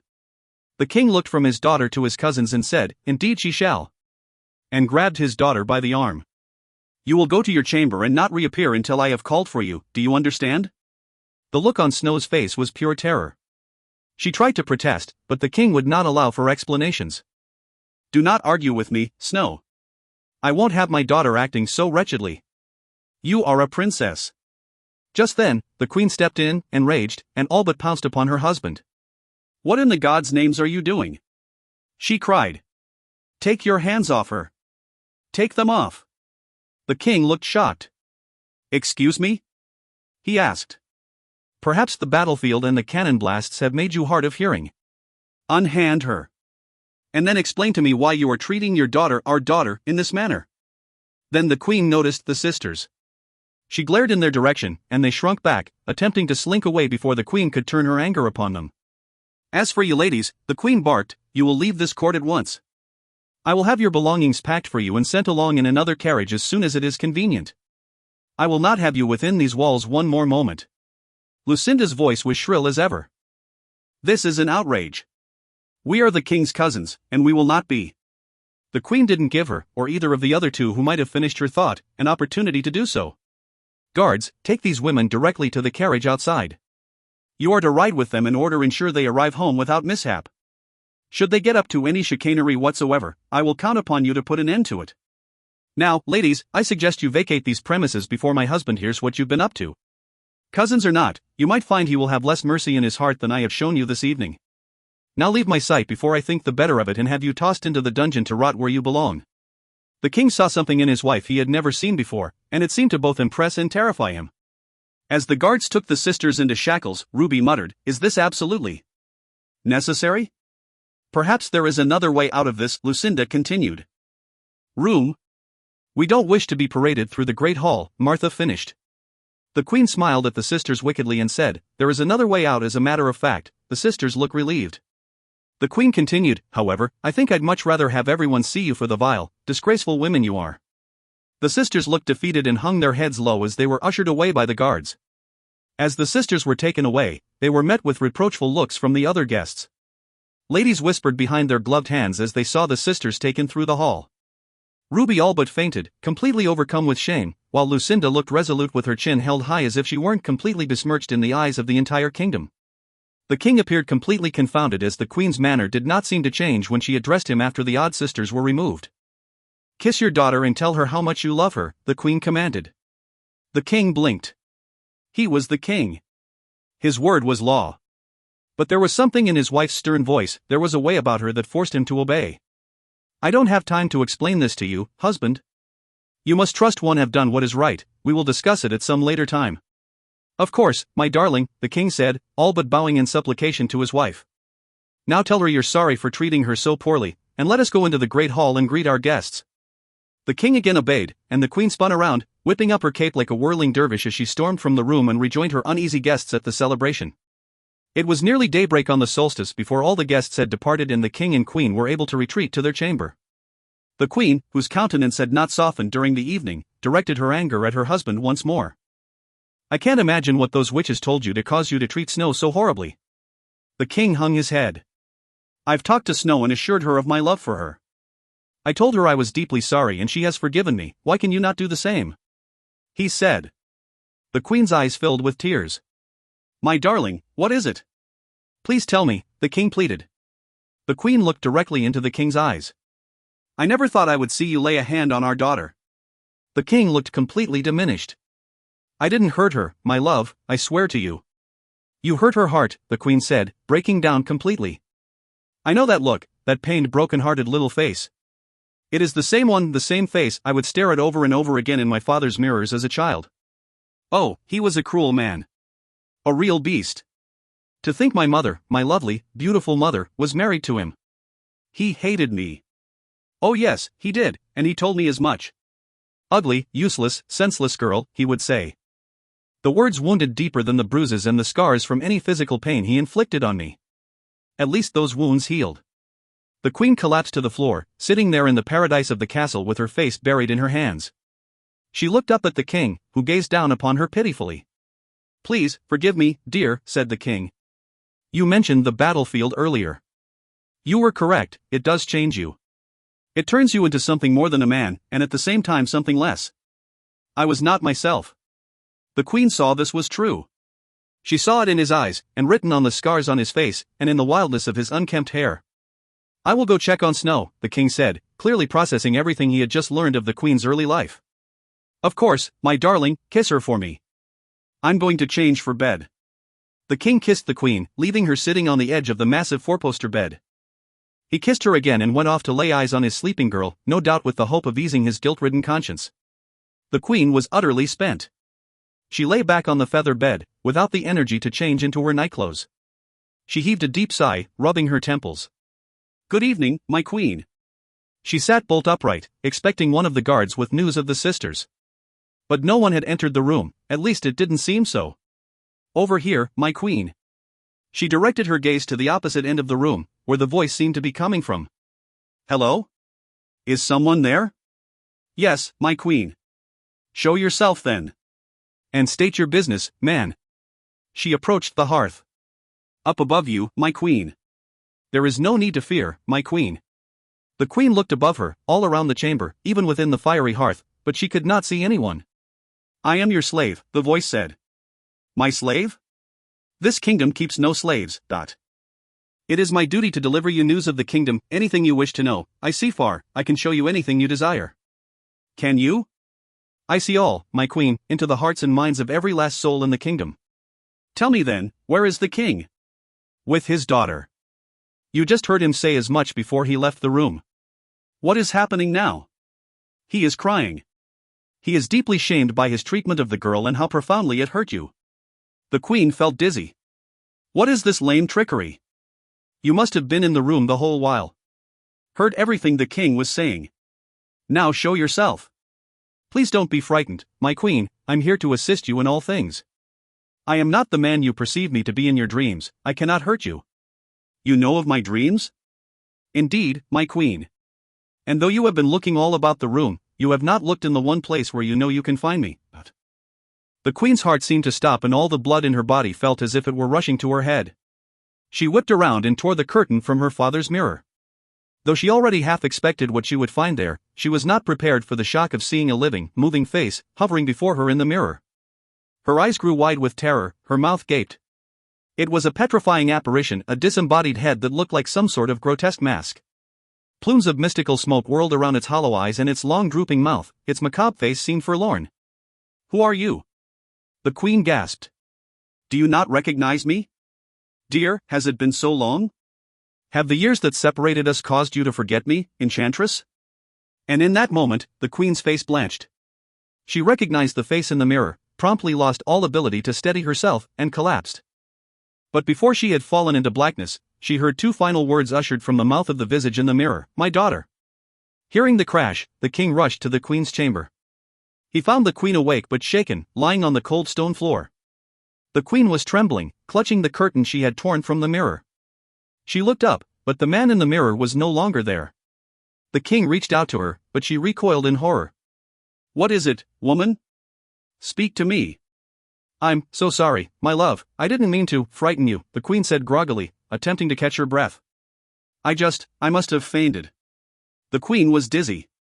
She couldn't find her own voice to further explain what had just happened, all she could manage was the mirror. The king looked to the mantel. Your father's mirror. Of course.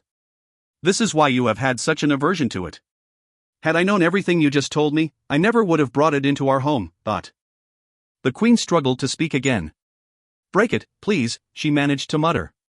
Without hesitation the king tore the mirror from the wall and smashed it into the mantel. Shattered glass littered the chamber floor like stardust sprinkled over a moonless sky. The queen sighed, relieved, though not entirely convinced that the mirror was destroyed for good. She gathered all her strength to speak.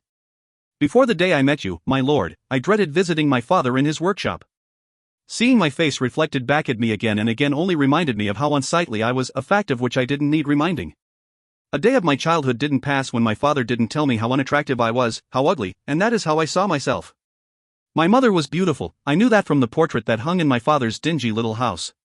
The one source of beauty in my life was that portrait, and I would stare at it for hours wondering why I wasn't beautiful like her. I didn't understand why my father was content to live in a rundown hovel of a house, when he could afford to live anywhere he desired. No matter how much I scrubbed, I couldn't rid the house of its stale, musty scent. I couldn't imagine my mother, so beautiful, living in that house, and I fancied that somehow the house, too, must have been mourning my mother's death. I fancied that while she was alive it was probably a pleasant little cottage where birds would alight to feed on the windowsills, and flowers bloomed all around. But after her death, everything within the house was moldering and distressed, all except for my mother's things, which my father kept locked away. Sometimes I would go through her trunks and adorn myself with her old dresses and jewelry. Lovely dresses with intricate beadwork and jewels that sparkled like the stars. She seemed to love beautiful, delicate things, and I wondered if she had lived, would she have loved me, too, ugly as I was? Stories of my father's love for my mother were known throughout the lands. Tales of the maker of mirrors and his beautiful wife were told throughout every kingdom like an ancient myth woven with strands of love and sorrow. My father made beautiful mirrors of all shapes and sizes, lovely mirrors that inspired the great kings and queens to travel over hill and dale just to purchase one of his gorgeous and enchanting treasures. My mother loved the winter solstice, and my father would make the grandest spectacle of the occasion. He made tiny mirrors in the shapes of suns, moons, and stars and hung them in all the trees on their grounds. Candles, too, decorated the trees, casting the most magnificent light reflected in the mirrors, so that their home could be seen for miles around, a tiny magical city illuminated and glowing in a sea of wintry darkness. He was heard to remark upon the gorgeous glow he created around his home every winter, saying it was pale in comparison to the beauty of his wife, her raven hair, fair skin, and sparkling onyx eyes, the sort that tilt up at the corners, adding a cat-like quality to them. How I wish someone would love me the way my father loved his wife. So inspired by her beauty, he created intricate treasures so she could see her grace reflected back at her. I thought I would never know that love, or know what it was to be beautiful. And then I met you in my father's mirror shop. When you ventured off promising to return, leaving me alone and bewildered, my father's reaction sent my heart racing into panic. Clearly you have bewitched him, daughter. Soon enough he will see you for the vile hag you are, he told me. I attempted to convince him I was no witch. I knew no enchantments. But he persisted. Do not think a man such as he would have you as a wife. You are too old, daughter, and unsightly. You are unremarkable in every way. My mother's death was a result of my birth, and I am sure my father blamed me for it, seeing my resemblance to her as a taunting insult added to the injury of his loss. My father never talked about the night my mother died, but I heard tiny shards of the story and pieced them together in my imagination, like reflections in one of his broken mirrors. I imagined my mother writhing in terrible agony. In my mind I saw her clutching her bulging stomach in pain, crying out to her husband for help as the midwife tended to her. My father helpless, his face white and ghastly, filled with fear as my mother lay there lifeless after giving birth, and his eyes filled with revulsion when he looked upon the little creature that ripped his dearest love from his life. My father must have hated me from that day. Whenever he looked upon my face, it was with disgust. Once, I must have been 5 or 6 years of age, I was standing in our yard, the sun streaming through the canopy of trees. I was holding a bunch of wildflowers when my father came upon me. What are you doing with those flowers, girl? He asked, his face was screwed up in controlled anger. I told him that I wanted to bring the flowers to my mother. He stared at me blankly and cruelly. You didn't even know her. Why would she want flowers from you? I remember being too sad, too shocked, to cry as I responded, she was my mama, and I love her. He just looked at me in that way I had become accustomed to, that way that told me if I said anything more he would strike me. Sometimes he would strike me even if I remained silent. That day, I just stood there and held out the flowers, looking up at him with my lip quivering, my eyes on the verge of tears, but too overcome with so many different emotions to express them by crying outright. He tore the flowers from my tiny hand. Then he turned his back on me and walked out of the courtyard. I hoped that he would place the flowers on my mother's grave, but I am all but certain he never did. I promised myself I wouldn't let my father's demons taint my soul. I swore that I was starting a new life with you. I wanted to forget him and be happy with you and my beautiful little bird. I vowed I would make Snow my own daughter and love her the way I wished my father had loved me, that I would tell Snow White how beautiful she was every day of her life, and we would dance together and laugh. And unlike my father, I would take Snow to visit her mother's grave and use the letters you entrusted me with to tell her what her mother was like. I resolved to never think of the maker of mirrors ever again. He belongs to the darkness now. The day my father died, it was as if my life was set ablaze, as if his descent into darkness brought me into a shining world where I was finally able to find love and happiness. That very hour, I brought every one of his mirrors outside our home and hung them from a giant tree on the grounds. It was the most remarkable spectacle I'd ever seen, the mirrors swaying in the breeze, catching the sunlight and reflecting it in the most magnificent way. The sight of it took my breath away. The townsfolk thought it was beautiful too. They believed it was a tribute to my father, and I let them believe that. They needn't know what a horrible man he was, they needn't know I was for the first time coming out into the light, that I was no longer lingering in darkness and in doubt. That was the true reason I had celebrated. No one knew how much he hated me, how cruel and utterly inhuman his soul was. A soul, ha! I wonder if he ever had one. He must have at some point. His love for my mother was so great. Perhaps his soul died with her the night she left this world. Still, whatever was left of him was pure evil. I had sat by his deathbed, caring for him, trying to keep him alive because, in my heart of hearts, I knew that it was right to treat the blood of your blood that way. Still, he had nothing but hatred and bitter words for me. He will never come for you, you know. You've always been an ugly child. What would a king want with the likes of you? I was there as he left this world. Right by his side. Holding on to his hand so that he would not need to journey into that great unknown alone. And the moment before he died, his near lifeless eyes looked up at me. I was full of folly, ready to believe that he was going to thank me. Instead he said, "I have never loved you, daughter." And then he closed his eyes and left this world. The king sat silently. He rested his chin on his folded hands as he rocked back and forth, contemplating all he had just learned. Then he knelt down next to the queen and took her into his arms. "I wish he were alive today," the king said, "so I could slay him with my own hands for all he has done." The queen looked up at her husband, who she had known only to be filled with love. To love even his enemies. Did he truly care for her so much that he would even betray his own beliefs? This was the man she loved above all others. She touched his hand, callous with battle scars and the weight of artillery and wielding of swords. She locked her hands in his, crawled into his arms, then kissed him lightly on the lips. His once soft mouth was now chapped and chafed from exposure to the elements. He tasted like sweat and, the queen thought, blood. Why, she wondered, must things change? Why could she not have frozen time the day she was married, lived happily ever after with Snow and the king? Why could she not create peace on earth so that her husband would not ever need to leave her again? She wondered this very thing for the next month, while she still had the king with her. But on the 23rd day of January, the king left again. "Papa, I'm going to miss you," said Snow. "I promise to come home to you soon, my Snow." "I always do, don't I?" The little girl nodded. "I love you, and I will miss you, dear," the king said with a deep sigh. "I love you too, Papa." The king kissed his daughter and spun her around, which made her giggle. "I will miss you both with all my heart. You'll both be with me." The queen and Snow stood in the courtyard and watched as the king and his men ventured over snow-covered mountains on horseback. Their torches glowed in the dark winter afternoon, and the air was the kind of cold that glassed your eyes over, a type of cold you can practically see. The king's army grew smaller and smaller, like ants climbing piles of sugar. Then they dipped below the horizon and the king was gone. To the queen the days felt like months and the weeks like years while the king was away. The castle was so quiet. She missed the days when it was filled with Snow's joyful laughter as she was chased by her growling father, who was pretending to be a dragon or a warlock. Soon, she told herself, soon he will return and with him life will once again fill the stone walls of the castle. But for now, the castle might as well have been lifeless. The queen sat in a comfortable throne alongside the fireplace in her chamber, lost in one of her favorite manuscripts, the Song of Roland. But everything about it reminded her of the king, and so she set it aside and called upon her servants to draw a bath for her.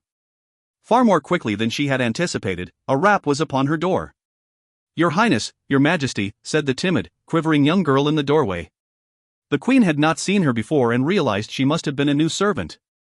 "Calm down, dear, I am a queen, not a witch," the queen said, smiling. "Yes, well, this here," the girl held out a large, wrapped package that was nearly as tall as she was. "This arrived for you here today. The guards have examined it, and it appears to pose no danger." The girl put the package down and stared at the queen, who looked at the package skeptically. "From whence does it come?" the queen asked. "It arrived with this note," the girl said, holding out a rolled parchment, which twitched like a wind-blown leaf in the girl's shaking hand. "I am not privy to what it says herein, and so I am not aware of its origins." The queen quickly grabbed the parchment and unrolled it. The parchment was much larger than necessary, and contained the note. "For your hospitality." The queen raised an eyebrow. "You say you do not know what it contains?" the queen asked. "I do not, your Majesty," the girl said quietly, "but the guards have confirmed that it is harmless," she reminded the queen. The queen paused for a moment, then continued, "Very well, then, bring it in." The girl struggled with the large package, which was wrapped unevenly in ragged linens, making it impossible to determine the actual shape or size of whatever was inside. A few men rushed over to assist her, and it took 4 of them to get the package into the queen's chamber. "Will there be anything more, my queen?" the girl asked. The queen shook her head, and the girl curtsied and quickly left the room, followed by the men. The queen paced before the package. It could have been from any one of the guests who attended the solstice celebration. A token of gratitude and goodwill. The guards had checked it, after all. So why was she so hesitant to open it? The queen stared at the awkwardly wrapped gift. She reread the parchment. Then she steeled herself and tore the linens open at their seams. "Good morning, my queen," the face in the mirror said, staring out at her from behind a cloak of frayed linen. It smiled an evil, cunning grin. The queen screamed and recoiled from the mirror. "You have been lonely," the slave said. "What is it to you, demon?" The queen responded. "You have been thinking of your husband, wanting his company." "But I am all you need, my queen," the slave said. "What could you offer me, evil one?" The queen snapped. "As I told you, I see all in the kingdom. I could tell you what your daughter's favorite memories are, or your sister, Verona, I could reveal her deepest secrets to you. But it is your husband you have been thinking of mainly these days, is it not? I could tell you where he is, what he is doing. Let me do so. Ah, yes, the most recently I can see him is a few days prior to this. I wonder why that is so. He is aboard his steed. His sword is raised high in the air. Oh! An arrow has nearly hit his cheek. He looks to be grazed. Yes, there is blood, a great deal of it, dripping from his jawbone. And a great deal of noise. But he is proud and brave. A true warrior. He is bleeding, but he will continue to fight. He will be safe. They make quite a ruckus out there on the battlefield, do they not? Oh, now, what is this? A man with a lance, coming up right behind him. I say, I do not think your husband sees his attacker. If only we could warn him. If only we could somehow prevent the spear from entering his back and impaling him straight through so the weapon emerges from his chest, to prevent him from. Fiend! The queen screamed. Stop this at once. You speak these lies as if they are the immortal truth. The slave smiled slightly and knowingly, then fixed his stare upon the queen. No! She cried, grabbing a nearby glass jar for oils and ointments and shattering it against the mirror. Lies! The queen cried. Verona rushed into her room. Her eyes were bloodshot and her face was streaked with tears. My queen, Verona said through a quavering voice. Then she flung her arms around the queen and rocked on the floor with her. You've heard the news then? The terrible, awful news? The queen looked up into Verona's tearful eyes. Verona continued, his body is in transport now. The queen covered her mouth with her shaking hand, her eyes wide, staring at Verona in disbelief. He couldn't possibly be dead, she had just seen him a few short months ago.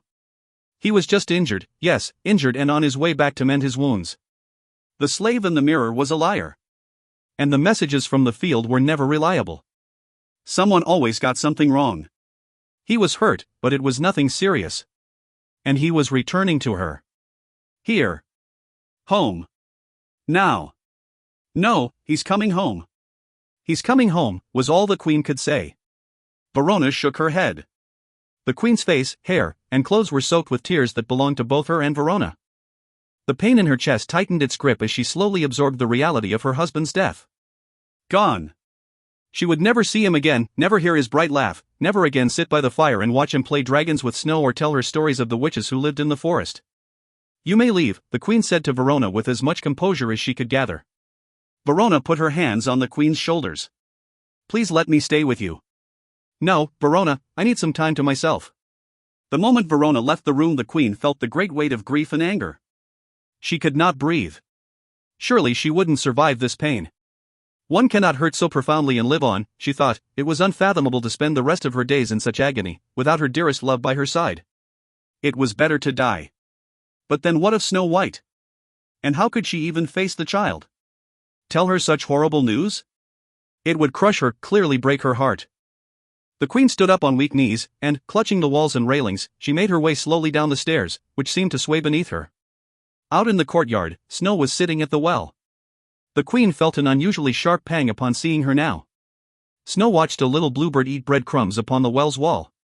She looked transfixed and in her own world, a world in which her father was away, but still alive. The queen was acutely aware that she would be changing this child's life forever, shattering her world with a few words, "Your father is dead." She played it in her mind as she approached the girl. Her daughter. She would now be all that Snow had in the world.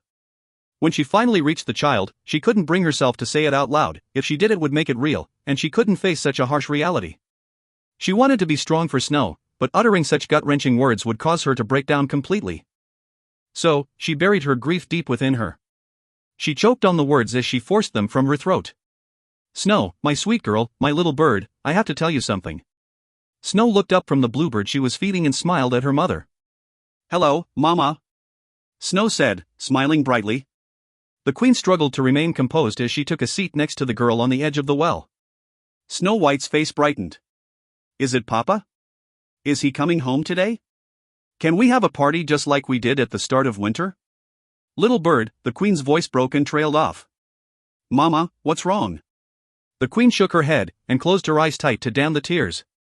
Snow looked at her mother with sad, black eyes and said, "He's not coming back yet, is he? Not now?" The queen shook her head. Not ever. I think maybe you're wrong, Mama. He promised he would come home soon, and Papa never breaks his promises. The queen's grief intensified. She choked it down and felt it grip at her, slicing at her insides like pieces of glass. She felt broken, no longer able to contain her tears. I know, my poppet, but I'm not mistaken. He couldn't help it, my darling, he isn't coming home this time. The little girl's lip quivered and she began to shake. The queen held out her arms to her, and Snow White crumpled into her mother's lap and howled an unearthly sob. The child was shaking so violently that the queen felt she might crush the little girl for holding her too tightly. As she hugged Snow, she wished to take the child's grief and lock it away inside her with her own. She was hopeless and helpless. As she led Snow back to the castle, she realized she was walking into another world altogether, a world that would be forever altered. She couldn't imagine it. She felt lost, floating in a nightmare, numb and inhuman. She looked at herself in a mirror that hung in the grand hall, simply to remind herself she was still in the world. All of this felt as if it couldn't be happening. And yet, it was. Verona appeared at the end of the hall, distraught. Verona, please come collect Snow, the queen said. No. Mama. Don't leave me. Snow cried. Verona came to the queen's side to gather the girl. But Snow clung tightly to the queen's legs. No. Mama. Don't leave me. I'm scared, she screamed as Verona pried her off her mother. The queen remained steely and cold and made her way to her chamber, where she soon collapsed under the terrible sneering gaze of the slave in the mirror. As the days went on, the queen would feel the king's hand in hers as she slept. She sometimes heard his steps upon the stairs, or his rapping at her chamber door. Occasionally, she heard a laugh that she thought belonged to him. In these moments, she told herself that it had all been a terrible mistake and that he was home, alive, with her. But those moments quickly faded as the hazy cloud of despair dissipated and reality forced itself upon her. She would make promises to the gods, vowing to be a better wife if she could have her husband back. She felt wicked for shaming him at the winter solstice festival. She wanted to tell him how much she loved him. He had to have known. She couldn't stand the thought of him not knowing. When the time came, she could not look upon his body. Instead, she asked Verona to do the deed for her. And she put off making the funerary arrangements for as long as she could. Days, or had it been weeks, had passed since his death, and the queen was bombarded with requests for details about the funeral. They seemed to come by the quarter hour from all the lands, piles of them brought in on silver trays by women with swollen eyes, the entire household grieving, the castle haunted by attendants wearing black armbands, puffy white faces, and quiet dispositions. Everyone tiptoed around the queen as if she might break at any moment. Perhaps some of them wondered how she hadn't done so already. And all this time, the slave in the mirror did not show his face. Strangely, she had begun to desire his presence. If he could see all in the kingdom, then why not beyond it? And beyond that to the great unknown? But now that she longed for his image to appear, he was nowhere to be seen. Her longing, her agony, was so great, but only Verona saw her cry. The queen would lock herself in the morning room, looking out past the garden toward the courtyard and the well, just looking at the flowers stirring in the breeze, remembering her wedding day. A servant would bring a plate of sandwiches and tea, removing the untouched dishes only a short time later. Sometimes she would think she saw the king walking his customary path back home to her. She would imagine herself running up to greet him, kissing his face as he lifted her into the air like a little girl. The piles of letters that continued to accumulate sat unopened in front of her. My poor girl. An older woman with bright silver hair pulled into two large buns on either side of her head was standing on the threshold of the morning room. Her hair glistened in the sunlight, her eyes twinkled with tears and kindness. Who was this woman? An angel, coming to claim the queen? Then a familiar face stepped up behind the woman, Uncle Marcus. The woman must have been Aunt Vivian. The queen stood to greet them, and Marcus pulled her close and embraced her. He felt warm and real, she felt safe and protected in his arms. Her heart threatened to break under the weight of his kindness. "Hello, Uncle, I'm so happy to see you," she said flatly, as if she could hardly believe she'd ever feel anything close to happiness ever again. "We're here now, dear. Me, and your Aunt Viv, we're here to help you." "You name it, dear, and I will do it," said Vivian. "Anything, my dear, if there is anything I can do, please let me know. I've been where you are, dear. Sick for months. Couldn't get out of bed. Oh, I know all the tricks. We'll have you back up and running as soon as possible. You mark my word, darling." The queen nodded absently. "Why don't I start by opening these letters for you? No sense in you having to go through these now. No sense at all. I'll take them all if you don't mind." The queen suddenly felt embarrassed. I'm sorry, I didn't ring for refreshments or have someone show you to your rooms, she said, her eyes glassy with grief. That's all been taken care of, dear. Verona saw to it. Don't you worry about us, dear, we're here to help you. Now, what can I get you? Perhaps some hot tea, that pot looks cold. And I think we should get some food in you. You look as if you've not eaten properly in weeks, Aunt Viv said. The Queen shook her head. Don't bother going against her, Majesty, Marcus said. She will have you stuffed before you can say no. Acquiesce. I learned a long time ago it is much easier. And tastier, too. Marcus patted his paunchy belly. The Queen smiled for the first time since she'd lost her husband. It was a weak, almost forced smile, but a smile nonetheless. It was nice to have someone older to count upon. Someone who had been so close to her husband. With Aunt Viv's help, funeral arrangements were finally made. The king's body was taken to the mausoleum on a rainy morning. It was carried in an ornate horse-drawn carriage that had brought the king's father and all his father's forebears before him to their graves. Ahead of the carriage were two large shiny black horses, who seemed to be mourning the king's loss along with the rest of the kingdom. Inside the carriage, the king's coffin was covered with flowers. Red roses. The Queen's favorite. He had requested it in the papers he had left before his first campaign away from her. The Queen wore a black dress with deep red beading. Her hair was pulled into a lavish braid and coiled upon her head. She was shielded from the rain by servants who held a thick black cloth over her head. Snow, the broken child, was outfitted in a dress of the deepest red. The Queen wondered if the girl would ever be happy again. And, if so, would she have the right to be? The Queen, who had not appeared publicly since the king's death, stood, with Verona's help, as the body was stowed away in the mausoleum. Verona put her arm around her queen, her friend, and led her in snow back to the carriage, to be transported back to the castle. "'Tis a pity. Such a shame, really. So young, so beautiful, he was, and now, gone." The Queen looked up. "The sisters. We needed to be here," Lucinda said. "We hope you don't mind," Martha continued. "After all, we parted on such sour terms, last visit," Ruby finished. The Queen was too exhausted from grief to feel anything but apathy toward the sisters. Now was not the time to become incensed. "Thank you," the Queen replied. "We assume," Lucinda continued. "You have received our gift?" Martha finished. The Queen nodded absently, not even truly processing which gift they were speaking of. "Not thinking about the mirror at all. He can be a bit cold-hearted and brutish, that father of yours," Ruby said. "Please do let us know if he needs taming." Verona glared at the sisters standing there, soaked from the rain. She was tired of their cryptic talk and riddles. She jerked the Queen and her daughter closer to her side, ushering them away from the sisters and into their carriage. The sisters took quick, short, bird-like steps away from the funeral, and the Queen wasn't sure if it was her grief playing tricks on her or if she really did hear laughter coming from the sisters as they went away. The Queen had taken to her bed for many weeks after the funeral. She felt conflicted about refusing Snow when she came to visit. She wanted so desperately to comfort the girl, but she could not. Seeing the child only reminded her of her husband. His eyes seemed to look at her from Snow's face. And similarly, seeing the Queen in this state would surely disturb the poor girl. But it wasn't only Snow. Since the king's death, the Queen had refused all visitors, save one. Verona had been ever at the Queen's side, pleading with her to get out of doors and into the sunshine. "My Queen, won't you see your daughter today?" Verona pleaded. "Perhaps you can take a walk about the grounds. She misses you terribly. It's been weeks since you've emerged. She loves Uncle Marcus, Aunt Viv, and the huntsman, but she needs you." "I'm not up to it just yet, Verona," the Queen responded. "Very well. Remember me whenever you are in your darkest moments. I will be here for you whenever I am called upon." "I know, sister. And I am grateful for it. Now please, let me be." Verona curtsied and left the room, but the Queen knew she had every intention of returning. Verona had not been able to spend much time away from the Queen.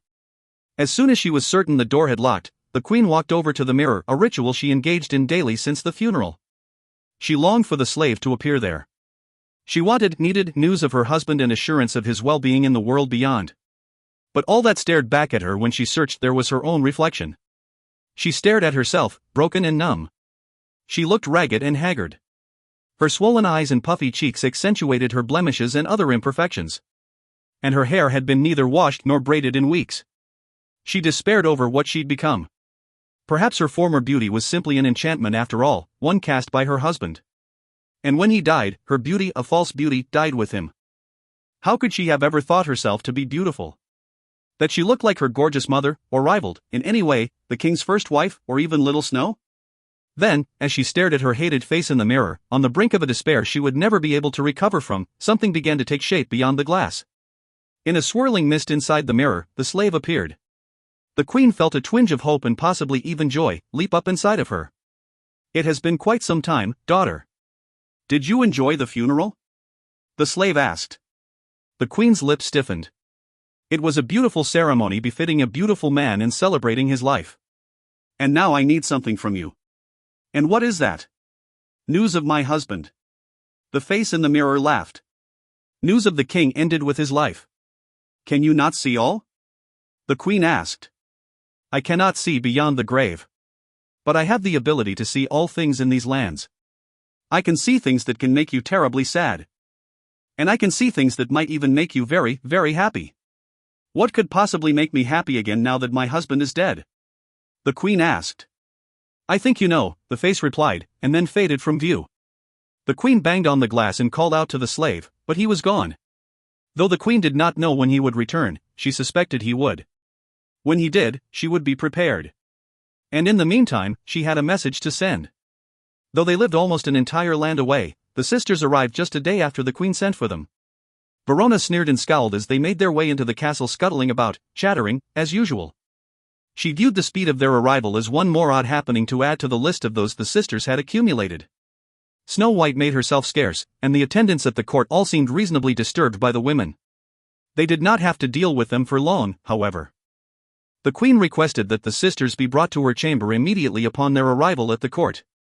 "Sisters," the queen said, "welcome." "We are," Lucinda said. "Privileged," Ruby finished. "The scars of your husband's loss show upon you," Martha said, reaching out and plucking a gray hair from the queen's head. The queen shifted uncomfortably. At one time she would have banished the sisters from the kingdom forever for doing such a thing. But there was something she needed, and she knew only the sisters could deliver it. "Last we met," the queen began. "The funeral, such a sad date." "Yes, sad, sad, very sad," the sisters clucked. "Last we met," the queen began again, ignoring their interruptions, "you spoke of my mirror." 3 eerie smiles spread across the sisters' faces in tandem. "The magic mirror," Lucinda said. "The portal to the other world," Ruby continued. "The one which contains the soul of the maker of mirrors," Martha said. "So you know of it," the queen acknowledged. "Of course we do. It was we who created it. Though not created it, as in tempered and gilded. But we who captured the mirror maker's soul." "Not captured," Lucinda spat, "he granted it to us. And we captured it, tied it up in spider silk webbing, as it floated out of his body and up, up, up. And we who took it and locked it away. In the magic mirror. Don't forget, sisters. It was he who had asked, he who had begged. He who bartered his soul away." The sisters began to cackle again. The queen stared at the women coolly. "I demand you tell more. What is this barter you speak of?" The sisters began a tale that was less fragmented than the queen had ever heard usher from their lips. They spoke as one. "You see, the maker of mirrors, his wife wanted a child more than anything. Yet she was barren. And the maker of mirrors could not bear to see her unhappy. And we cannot bear to see one so unhappy, so we engaged the maker of mirrors. We told him that for a price, we could make it so that his wife might bear fruit. But the cost was not small. His soul," the queen finished. The sisters nodded in agreement, then continued. "So, the child was hers and his, but he owed us dearly." The queen was perplexed by her emotions. She should hate the sisters for what they had done to her father, but the queen herself so hated the man that she took great comfort in the sisters' weird imprisonment of him. "Go on," the queen commanded. "So when the child was born, we sealed the deal for his soul, and he had his gift, his child. We would claim his soul once he shuffled off this mortal coil. A pity and irony that your mother would not live to appreciate his sacrifice. We delivered the mirror to your husband," Lucinda said. "And did you the favor of having him give it to you," Ruby finished. "Oh dear, how hard it must have been for you to be without either of your loving parents," Martha said, grinning. "But now, with the magic mirror, your father is always near," Lucinda said, grinning now, too. "I believe you said something to me at the funeral. About the mirror. About my father. About taming the spirit within, the queen said, ill at ease with the conversation and becoming increasingly anxious. Are you experiencing problems? Is it not working quite right? Are you having some trouble calling upon your father, my dear? The sisters asked, moving dizzyingly from one speaker to the next. Yes, the queen said. Can you show me how to tame the spirit? The sisters chuckled. Are you certain that is what you wish? They asked. The queen nodded. You might find yourself ruined by the things he tells you. Go on. I command you, the queen snapped. The sisters shuffled over to the mirror and linked their hands. They held their arms over their heads and began to chant. Slave in the magic mirror. Come from the farthest space. Through wind and darkness we summon thee. Speak. Let us see thy face. A cool wind began to blow through the room, and the curtains danced like ghosts. A flame appeared in the mirror, and then the face appeared in a swirling purple mist, just as it had all those times before. But something was different.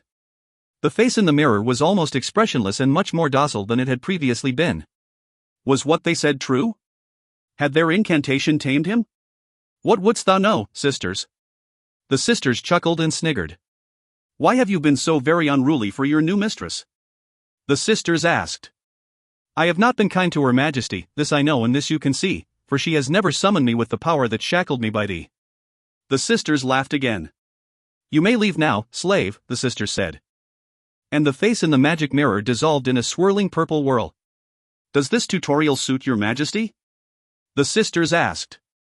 Very much so, the queen said, smiling. You may go now. Before you send us on our way, Lucinda said. We've left you another gift, Ruby continued. You will find it in your dungeon. Use it, Martha said. Well, Ruby finished. When evening fell and the sisters had left the court, the queen approached the magic mirror, still tired, but more hopeful now that she would find what she looked for there. She was so fixed on the mirror that she did not give the sisters' second gift a thought. She gazed into the reflective glass and considered what she would ask. Then she recited the sisters' incantation and called forth the slave in the mirror. What wouldst thou know, my queen? The slave asked. I wish to know of my husband. Is he well? Is he among the gods or the demons? I have told you before, my queen, I cannot see beyond that which can be seen. The queen considered this. All hope that she would know what had been in store for her husband after his death swiftly left her. She could barely see her reflection beyond the face in the mirror. But what she could see terrified her. She was as ugly as her father had always said she was. There was only one thing other than news of her husband that might lift her spirits. Tell me, mirror, who it is that is fairest in the land? She said desperately.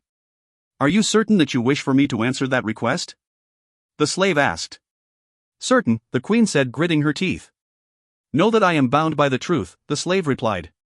Then, if it is not I, tell me who it is, the queen said, becoming enraged. I did not say it was not you. I told you I could not lie. I thought you should be aware before treading into this territory. The queen sneered and nodded. Who is she, slave? Who is the fairest one of all? The queen asked.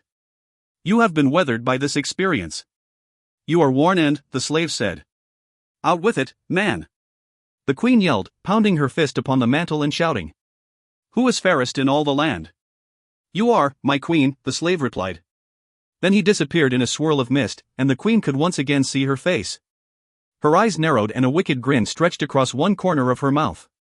Shortly after her exchange with the slave in the mirror, the queen finally emerged from her chamber, looking as regal as ever. And it had been as Verona said it would be. The kingdom had waited to embrace the queen as their sole ruler. And they did so in the grandest fashion imaginable. The day was a whirlwind of red rose petals floating magically in the air, evoking the day she married the king, which caused a tight pain in her chest and the threat of tears. Snow rushed to the queen and hugged her around her knees. Verona stood beside them and smiled. Oh mama, I've missed you so much. The girl cried. Uncle Marcus and Aunt Viv waved from the sidelines as the queen took Snow in her arms and the gathered crowds cheered. The day was filled with festivals, banquets, and merriment. And as evening fell and the queen retired to her room, she found herself armed with a new confidence. She approached the mirror in her chamber and said to her reflection, I am the fairest of all. She felt renewed, not just by the kingdom's embrace of her, but something else entirely. All those years ago, after her father's death, she had thought she had exorcised his ghost from her mind. But it wasn't so. Not until she watched his face tell her how beautiful she was, the fairest in the land, in fact, did she feel such a weight lifted. She had power over him now, the way he'd had it over her for so many years. And she was going to exercise it. She called forth the slave in the mirror, just as the sisters had taught her. When he appeared in lapping tongues of flame and plumes of purple smoke, she recited the sisters' incantation, then continued, "Magic mirror on the wall, who is the fairest one of all?" The slave, who was bound by honesty, admitted to the queen that she was the fairest of them all, and the queen was put at ease. The fear that she had grown into the haggard which her father once labeled her melted away. Any insecurities she might have had vanished. Even her deep sorrow over the loss of her king was allayed when she heard and saw the slave in the mirror, the soul, the very face, of her father who once battered her with demeaning and disparaging words, admit that she was beautiful, that she was the fairest in the land. The queen soon found that on days when she had forgotten to consult the mirror, she was ornery, bitter, and anxious. She snapped easily at her attendants, even those people closest to her, Verona and Snow. She would find herself short of breath, with a tightness in her chest. And she knew that the only way to cure these ills was to relent to her obsession and return to the mirror, to her father's face, to hear him say that she was lovely. That she was beautiful. That she was fairest of all. And so, it became a ritual for the queen. Each day she consulted the magic mirror, engulfed and possessed by her vanity, still bereft over the death of her husband. She used her father's validation to cure all her fevered nightmares of loss, of growing old, of being the thing, the terrible ugly woman, her father had always told her that she was. The mirror, for its part, always told the queen the truth. That she was the fairest in the kingdom. And then, unexpectedly, it gave the queen a different answer. "Famed is your beauty, your majesty, but another lovely maid I see." A terrible rage boiled within the queen. She felt transformed. She had never experienced a feeling like this before. It felt terrible and absolutely wonderful all at once. She never knew such jealousy, or that such an emotion could stir up such anger, perhaps even hatred. And with that hatred, an undeniable power. Who? Who is it? Speak, slave. The queen barked. Grief and loss, my queen, have not diminished her beauty, her face is not lined with tragedy. Nor is she marred with pain and suffering as you have so clearly been. This maidservant. Maidservant? The queen said sharply. I cannot deny that you are beautiful, my queen. But I also cannot lie. You are outshined by Verona. She is the only woman within the kingdom who outstrips you in beauty. How I wished for your love when I was a girl, how I would have thrived if you had just shown me one little bit of approval. And now, you use it to destroy me and the woman I care for most in this land, the only family I have left? No, I do not believe you. In fact, I do not believe that this is happening at all. I must be dreaming or under some spell. I am sure I will awake and find this was all a horrid dream conjured by my suffering and grief. The queen said. Would you be happier then without me, my queen? It was your calling me that brought me here in the first place, but if my being here causes you pain, I will happily leave you, until you call upon me again, the slave told her. And her father's image disappeared from the mirror. Just then, Verona walked into the room, holding Snow by the hand and glowing with blissfulness. Verona was so fair and so lovely. And for the first time in her life, the queen hated her for it. Apologies for disturbing you, your majesty, Verona said.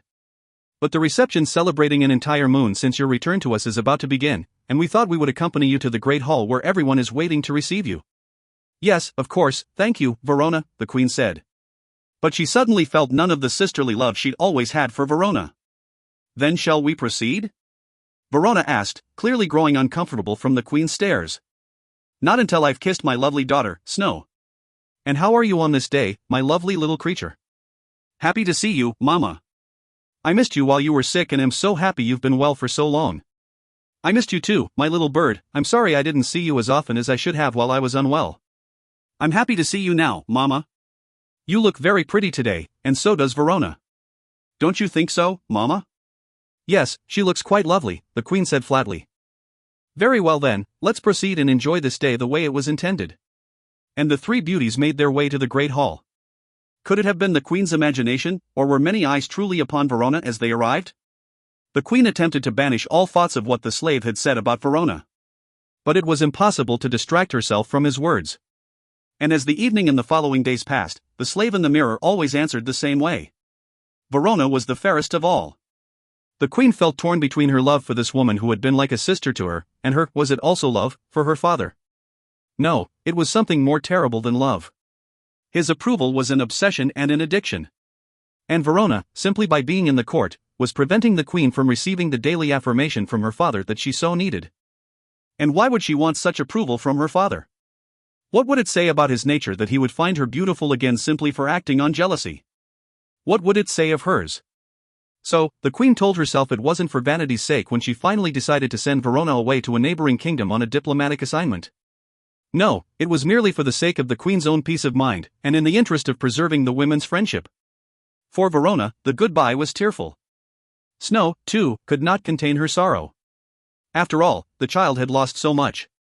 And now the woman who was closest to her after her stepmother was departing as well. The queen remained stony, icy, unmoved. And directly after Verona's carriage pulled away, the queen whipped up her cape and returned to her chamber and the magic mirror. The queen slammed her door shut and stalked toward the mirror. She hesitated. What if it did not work? What if Verona was only the first of many in the kingdom who were fairer than she? The queen finally found the courage and once again called upon the slave in the mirror.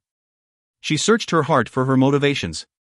As the flames began to appear in the mirror, part of her hoped the slave would not materialize. She didn't really know which scenario would ease her mind, to find him there or not. And then the slave appeared in his swirl of purple mist. What wouldst thou know, my queen? Magic mirror on the wall, who is the fairest one of all? You, my queen, are the fairest in all the lands, now that Verona has set foot on distant sands. The queen felt all the tension flow from her body, and every muscle in her body relaxed. She took a deep breath and sighed. But something within her was still unsettled. What was she becoming? How was it that she chose her own beauty over her dearest companion? Slave, I've another question for you, she said. I am bound only by honesty, my queen. Perhaps I am fairest in the land. But how is it that I can once again be happy? Happiness is beauty, and beauty is happiness. Beauty brings joy whether possessed by man, woman, girl, or boy. How I wish that were true, the queen said. A day did not go by after Verona's departure when the queen did not submit to the compulsion to consult the magic mirror. Hearing her father tell her how beautiful she was helped lift her spirits. But she felt more alone than ever. Perhaps it was the loss of her husband and her loneliness that brought her to the mirror each day, but she felt there was something else that compelled her to seek her father's approval and love. Sometimes she felt she had to look in the mirror simply to reassure herself she was in the world. That she was human and not simply a floating gray mist haunting the walls of the castle. She felt real and alive when she looked into the mirror, she felt empowered by her beauty. No, not just empowered, but invincible. The queen's life became a monotonous routine. Each day after she consulted the magic mirror, she would retreat to her dungeon. It wasn't until long after the sisters' departure that the queen had remembered the gift the sisters had spoken of during their last visit. She had been so consumed by the mirror that she thought of little else. But months later, a note arrived from the three reading only. How are you faring with our gifts? The note had reminded the queen that the sisters had left something for her in the dungeon. Perhaps it was something that might take her mind off of the mirror. Or maybe it was something that possessed a similar power and might only accentuate her magical abilities. In the dungeon, the queen discovered a worn old trunk. She opened it and bats flew out at her, and she quickly lifted her cape to guard herself from the sickening beasts. Then she discovered the gifts, books of spells and incantations, vials of strange things, mummy dust, toad eyes, sleep crust, beakers and mortars and pestles. And a cauldron. The queen quickly became greatly interested in the books, and soon learned how to use them in concert with the strange things the sisters had left behind. Her first spells were clumsy and didn't work very well, when they worked at all. Early on, she attempted a spell to make her hair already black darker than the raven's feather. But instead of transforming her hair to the color of the bird's wing, it imparted the texture, and the queen spent days attempting to hide her feather-covered head from the court until she discovered a way to reverse the spell. Another time, she inadvertently dyed her hands green and scarred them with warts. And then she attempted a potion that would make her voice more mellifluous than anyone in the lands, which resulted in her croaking like a toad.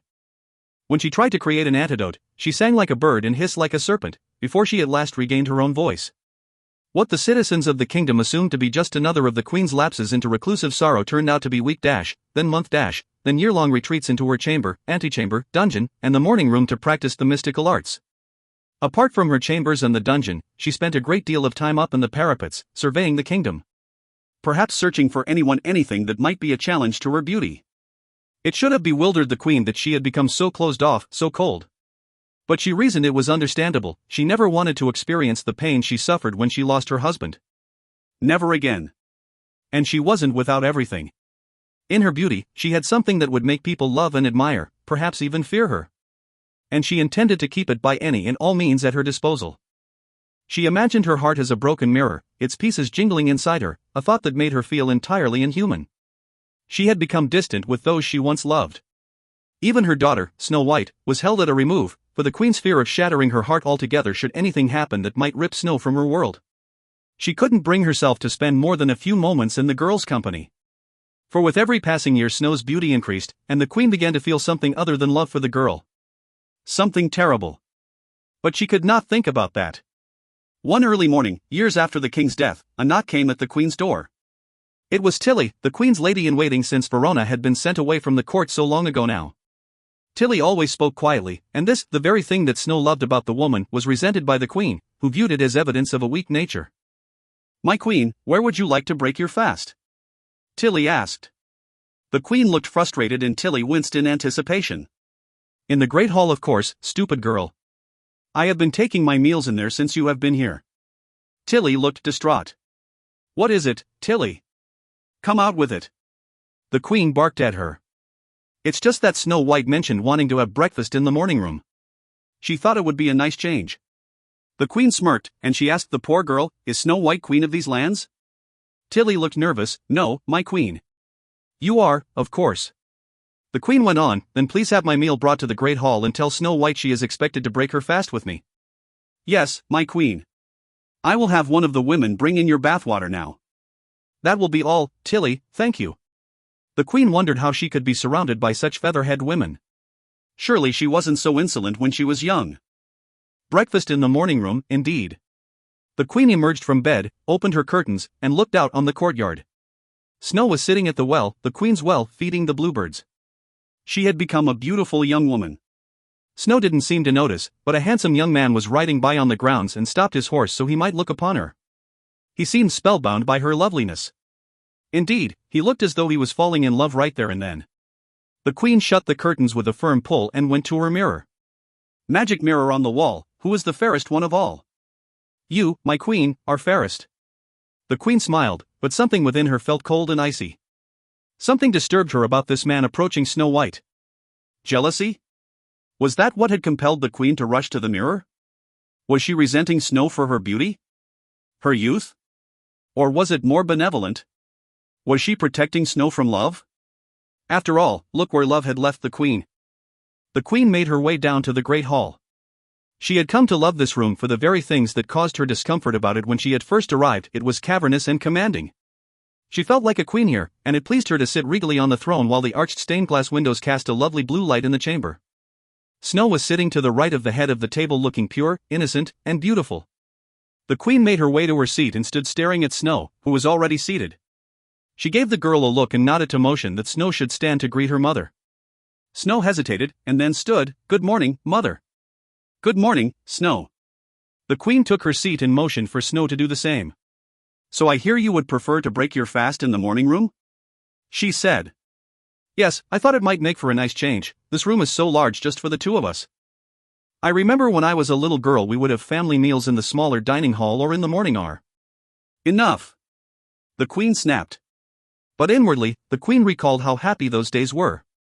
She couldn't bring herself to dine in those rooms now. It hurt her too much without her husband. And Snow, all grown up, the innocent girl becoming a beautiful woman. The queen looked up at the stone beauty above the mantel. She looked stern and disapproving, as if she were reading the queen's thoughts. "I prefer this room, Snow. We have gone over this before. If you'd like to take your meals in the morning room, then by all means do so. It matters not to me where you break your fast." "But I will not be joining you." Snow looked disappointed. "I would never see you at all if we took breakfast in different rooms," she said. "Indeed." Snow just shook her head. "I am growing weary of your attitude, Snow White. I won't have you casting such looks at me. I said you could take your meals in any room you desire. What more do you want from me?" Snow White looked at her mother with sad eyes. "Nothing, mother." "Never mind." "Very well then, there is something I've wanted to mention for some while now. I think it is time you take on responsibility.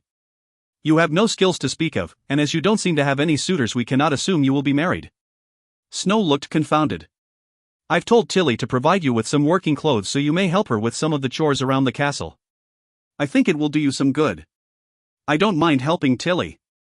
I often do anyway, Snow said. The Queen went on, but I won't have you ruining your nice clothes. You should wear something more appropriate to the tasks at hand. Of course, Mother. Go to Tilly, and she will dress you in ragwear. That will be suitable for the kind of work we'll expect of you. Snow stood up and left the great hall in a hurry. The Queen heaved a deep breath. She thought back to herself at the brink of womanhood, and of something Nanny had told her then. Do not believe your father's lies, my little girl. He doesn't see you as you are, and I fear for your soul should you ever let his darkness linger in your heart. You are beautiful, my dear, truly. Don't ever forget that, even if I am not here to remind you. She had always been beautiful, and now her father, whose spirit was captured within the mirror, was bound to tell the truth. The Queen felt an immense power in that. She got up from the table, went through the arched doorway, then proceeded down the hall and stopped at the tapestry with the image of a large apple blossom tree filled with blackbirds. She remembered the story she had told Snow so many years ago about the woman who could turn into a dragon. She now felt much like that woman, isolated and alone, so different from anyone she knew. She moved the tapestry to the side and revealed a passageway leading to the dungeon. As the Queen made her way down the stairs, she dragged her hand across the stone walls. They felt cold and hard to her touch, and she liked that. She opened the windows to give the room some air and saw a large black crow sitting on the ledge. She had not been spending as much time in the dungeon as she had when she first discovered the books and potions, when it was all new. But she still spent many of her late afternoons and evenings there. Over time, she had become more familiar with the sisters' books and the spells inside. Many of them kept her looking young and fair. But she'd recently been experimenting with some other kinds of spells. She had beauty and power. But she wanted more. The books and spells had been intimidating and alien when she first dabbled in them. But now their dusty leather covers, some embossed with silver death's heads, others clearly marked for which aspect of magic was detailed within, looked less sinister and more beautiful. She recalled how clumsy her first spells were. Now, the books were as familiar as old friends. Striking blackbirds that searched the skies, bringing her news from the outside world, the Queen said, recalling the story she told Snow that rainy evening so long ago. A crow hopped in the window as if summoned and looked at her with its yellow eyes. She decided to let him stay and keep her company while she read the sisters' books. Then, a voice called out to her from above. Excuse me? My Queen, are you down here? It's quite urgent. The Queen was angry at herself for ever telling Tilly where she was spending her afternoons. True, the chamber she was in was remote, but that did not mean that a nosy visitor wouldn't stumble upon her laboratory. She would immediately have one of the workmen install a sturdier door with a stronger bolt to seal off the dungeon chamber. Yes, Tilly, I will be right up. The Queen patted the crow on its head and then ascended the stairs to see what the fuss was all about. Tilly looked unusually distressed. What is it, then? The Queen asked. Tilly just stood, shaking, unable to speak. Come out with it, girl. The servant finally found her voice. It's Snow White. She was helping me fetch water from the well and somehow she toppled over the edge. The Queen rushed out of the room and into the courtyard where she found Snow laying on the ground, soaked and unconscious. A distressed young man, the same one the Queen had seen writing on the grounds, was bending over her body. Now that she saw him up close, she recognized him as a young prince from a neighboring land. The Queen turned her attention to her daughter's limp form, and her heart stopped. Her mother, her husband, and now her daughter, dead. The Queen was paralyzed with fear and grief. And then Snow began to cough. Water spilled from her ruby red lips, and she blinked open her eyes. Thank the gods, the Queen said, clutching her hands to her chest and embracing the girl. The prince looked utterly relieved. He placed his hand on her cheek tenderly and said, Thank goodness you're alive. Snow looked up at him with her father's eyes, good eyes, and said, Thank you. She was clearly smitten with this young man. The Queen stepped in and said, Thank you, young sir, but I will take over from here. Of course, my lady, may I call again tomorrow afternoon to check on the fair maiden? The Queen could tell he was falling in love with her. Perhaps, if she is up to it. Tilly will take you around the back end of the courtyard if you would like to refresh yourself before you depart. Thank you for your assistance. Then the Queen grabbed Snow by the arm and whisked her away into the castle. It had been months since Snow White's accident at the well, and the young prince who had saved her had come to visit several times. That morning in the garden, while Snow was off helping Tilly, the prince asked for an audience with the Queen. The Queen knew he would ask for Snow's hand in marriage. Before he could even make his request, the Queen wanted to make it as clear as possible that he wasn't to return to the castle. So she quickly decided she would put the issue to rest immediately. I am trying to spare your feelings, young man, but you've put me in a very uncomfortable situation where I fear I must be nothing but perfectly frank. Snow White does not love you, and I cannot let my daughter marry someone she does not love, she said. The prince looked crestfallen. I can see you thought otherwise. I'm sorry, dear prince. Perhaps she was sparing your feelings, she really should have been honest with you, the queen said. The prince left without another word. The queen would tell Snow White that the prince had left a note saying that he did not love her and that he wanted to end their courtship before Snow thought he felt more deeply for her than he really did. She had done the right thing, even if it meant lying to them both. Even if it broke their hearts now, it was nothing compared to losing each other to tragedy, betrayal, or death. But she couldn't help but feel wicked, too. And that terrified and comforted her all at once. Somewhere in her heart she knew her motivations were also fueled by jealousy. She was envious that Snow should have someone to love her and she should not. How could she stand there and watch them pledge themselves to each other in love when her love was walled away? And what would the king think of his queen now? She sometimes imagined that he was looking upon her from wherever he was, judging her for what had become her wicked ways. She felt that something else within her was taking over, and that she no longer had any ability to control her own actions. But no, Snow White would thank her one day for sparing her heartache. She would understand. The queen rushed to her chamber and went again to the mirror. She needed comfort and she received it. As usual, she was fairest. But when the queen looked at herself in the mirror, she didn't seem like the same woman. Yes, she was beautiful, but there was something different about her eyes. There was a harshness to her beauty, it was cold and removed. She thought that it added an elegance and majesty to her demeanor, something a queen should possess. But it didn't quell her fears that she was losing herself in grief, fear, and most of all, vanity. Her only comfort it seemed was her slave, her father, whom she had grown to trust in her years of solitude. She asked him, "Do I seem much changed to you?" "Indeed, my queen, you do," he said. "How so?" she asked. "You are stately, queenly, and elegant." "Do I seem cold to you?" the queen asked. "No, my queen, you are not cold, you have simply matured into a distinguished woman of high station. You are the queen and cannot be bothered with matters of the heart." Matters of the heart, it seemed not long ago that her heart ruled her.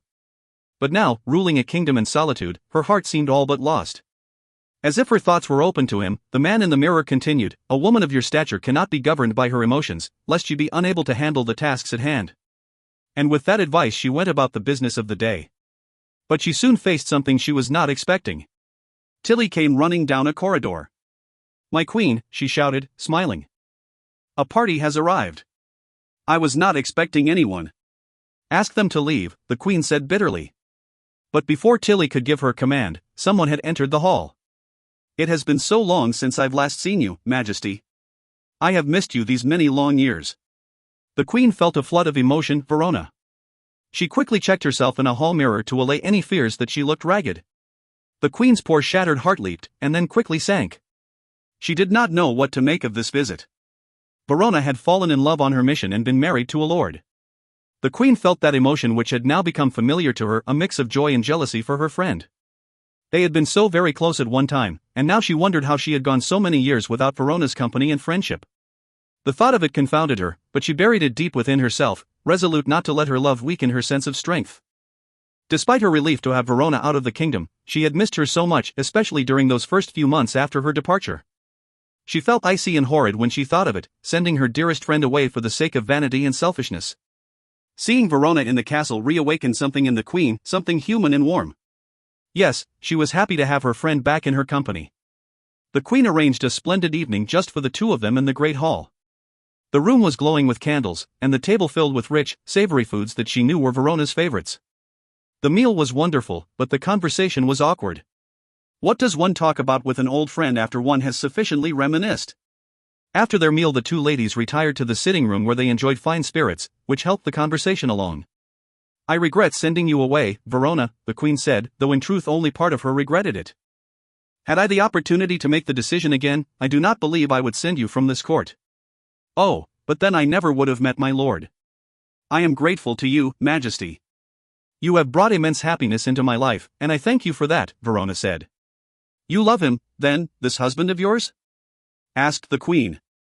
"Yes, of course, why would you ask such a question?" Verona said. "I am just looking after your heart, my dear friend, that is all. It would distress me to see you hurt by the loss of him. He is away on campaign, is he not? You should prepare yourself for his death. I shall not. Why would you even say such a thing? Verona said, standing up from her comfortable chair. Because this is life, my dear Verona. It is our lot to lose our loves and feel our hearts break in the wake of that loss. I would shield you from it if I could, my friend, but there was nothing anyone could have said to prepare me for the breaking of my soul when the king passed from my life. Verona's eyes were filled with sadness. I remember that day well, my queen, and my heart goes out to you, it does, but I cannot live in fear of losing him, for fear of not living my life at all. May I speak frankly with you, Majesty? Yes, please feel free to speak candidly as you always have, Verona. You are an old friend and that does have its privileges, the queen said coolly. You seem much changed to me, Majesty. You are more beautiful than ever, but something within you is shifted. I fear for your unhappiness and solitude. Verona continued, Snow White has written me several times, expressing her concern over you. She is worried that you are so closed off from her. She loves you so much, Majesty, and it breaks my heart to think of you both alone in your grief when you have each other for solace and strength. Snow knows how dear she is to me, Verona. I would perish without her, the queen said. Why, then, do you never seek her company? Snow is a remarkable young lady, Majesty. Even now, after these many years of near abandonment, she would still be a great friend to you, if only you extended your hand, Verona pleaded. You dare imply that I have abandoned my daughter? The queen snapped. Forgive me, your Majesty, I thought I could speak honestly with you. So I said, but it breaks my heart, Verona, to hear these words. You do not know what it is to feel your heart break in the wake of tragedy, and you should pray you never do. Verona shook her head. Please, my queen and my friend. Please go to your daughter, she is not long for this court, as she is approaching the proper marrying age, and I would not see her go from this kingdom without knowing her mother's love. Her mother's love. The words resonated with the queen. She had abandoned Snow White for magic mirrors and spellbooks from the strange sisters. Was she so mad, so deranged by the loss of her husband, that she should be too afraid to love her daughter for fear of losing her? This was madness, surely.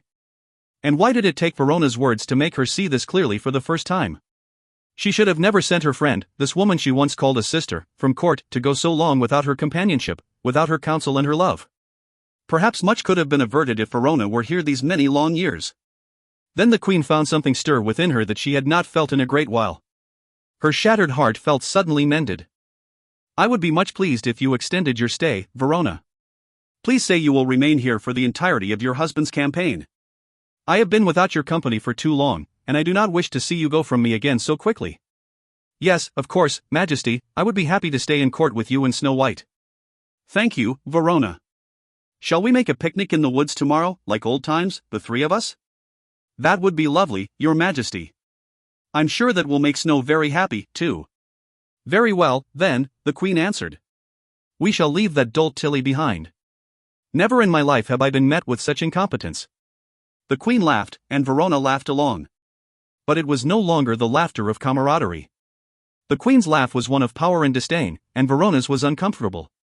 That evening, while the queen was alone in her chamber, she began to feel restless.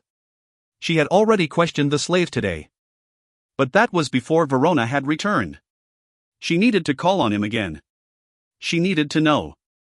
She stumbled through the darkened room, approached the magic mirror, and summoned the slave. Then she asked her question.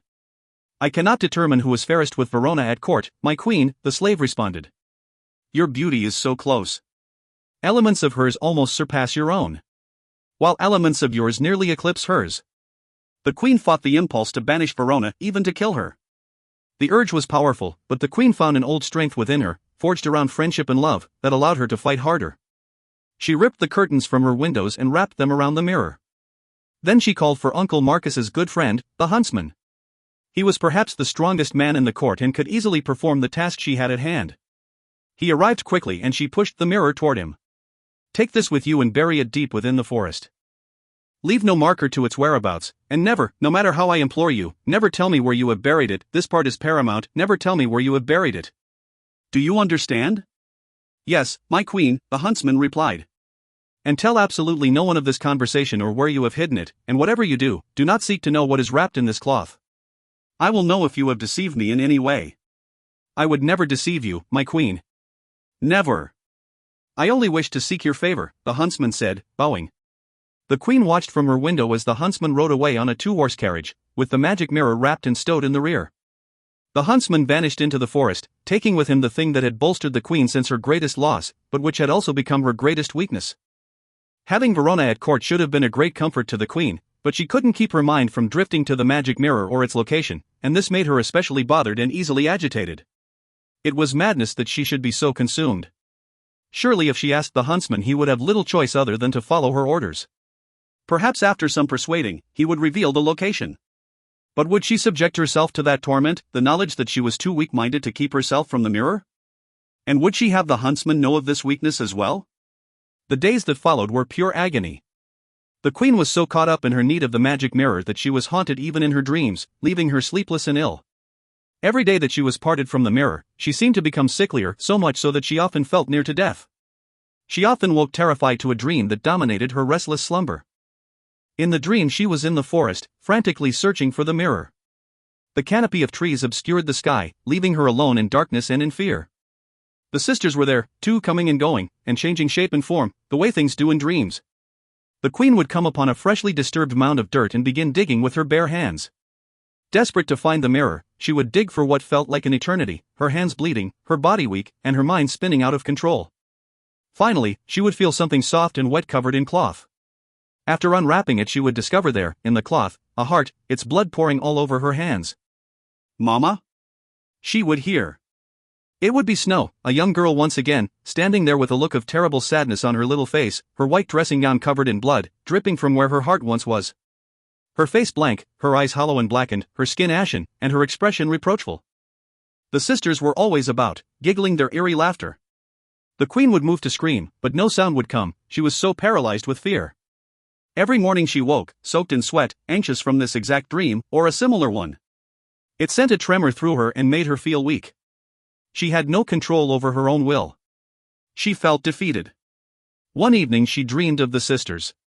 "Over there," they called, standing in the forest, appearing and disappearing under the moonless, midnight sky. "Dig here, the magic mirror, your slave," they chattered and laughed, and the moon illuminated their ghastly doll-like faces with a pale blue glow. And when she awoke the morning after this dream, she found something wrapped in soiled cloth sitting on the floor beside her bed. Her hands, too, were covered in earth, and her nightdress was tattered and caked with mud. She thought she must still have been dreaming. Or, had she gone into the forest in search of the mirror while she slept?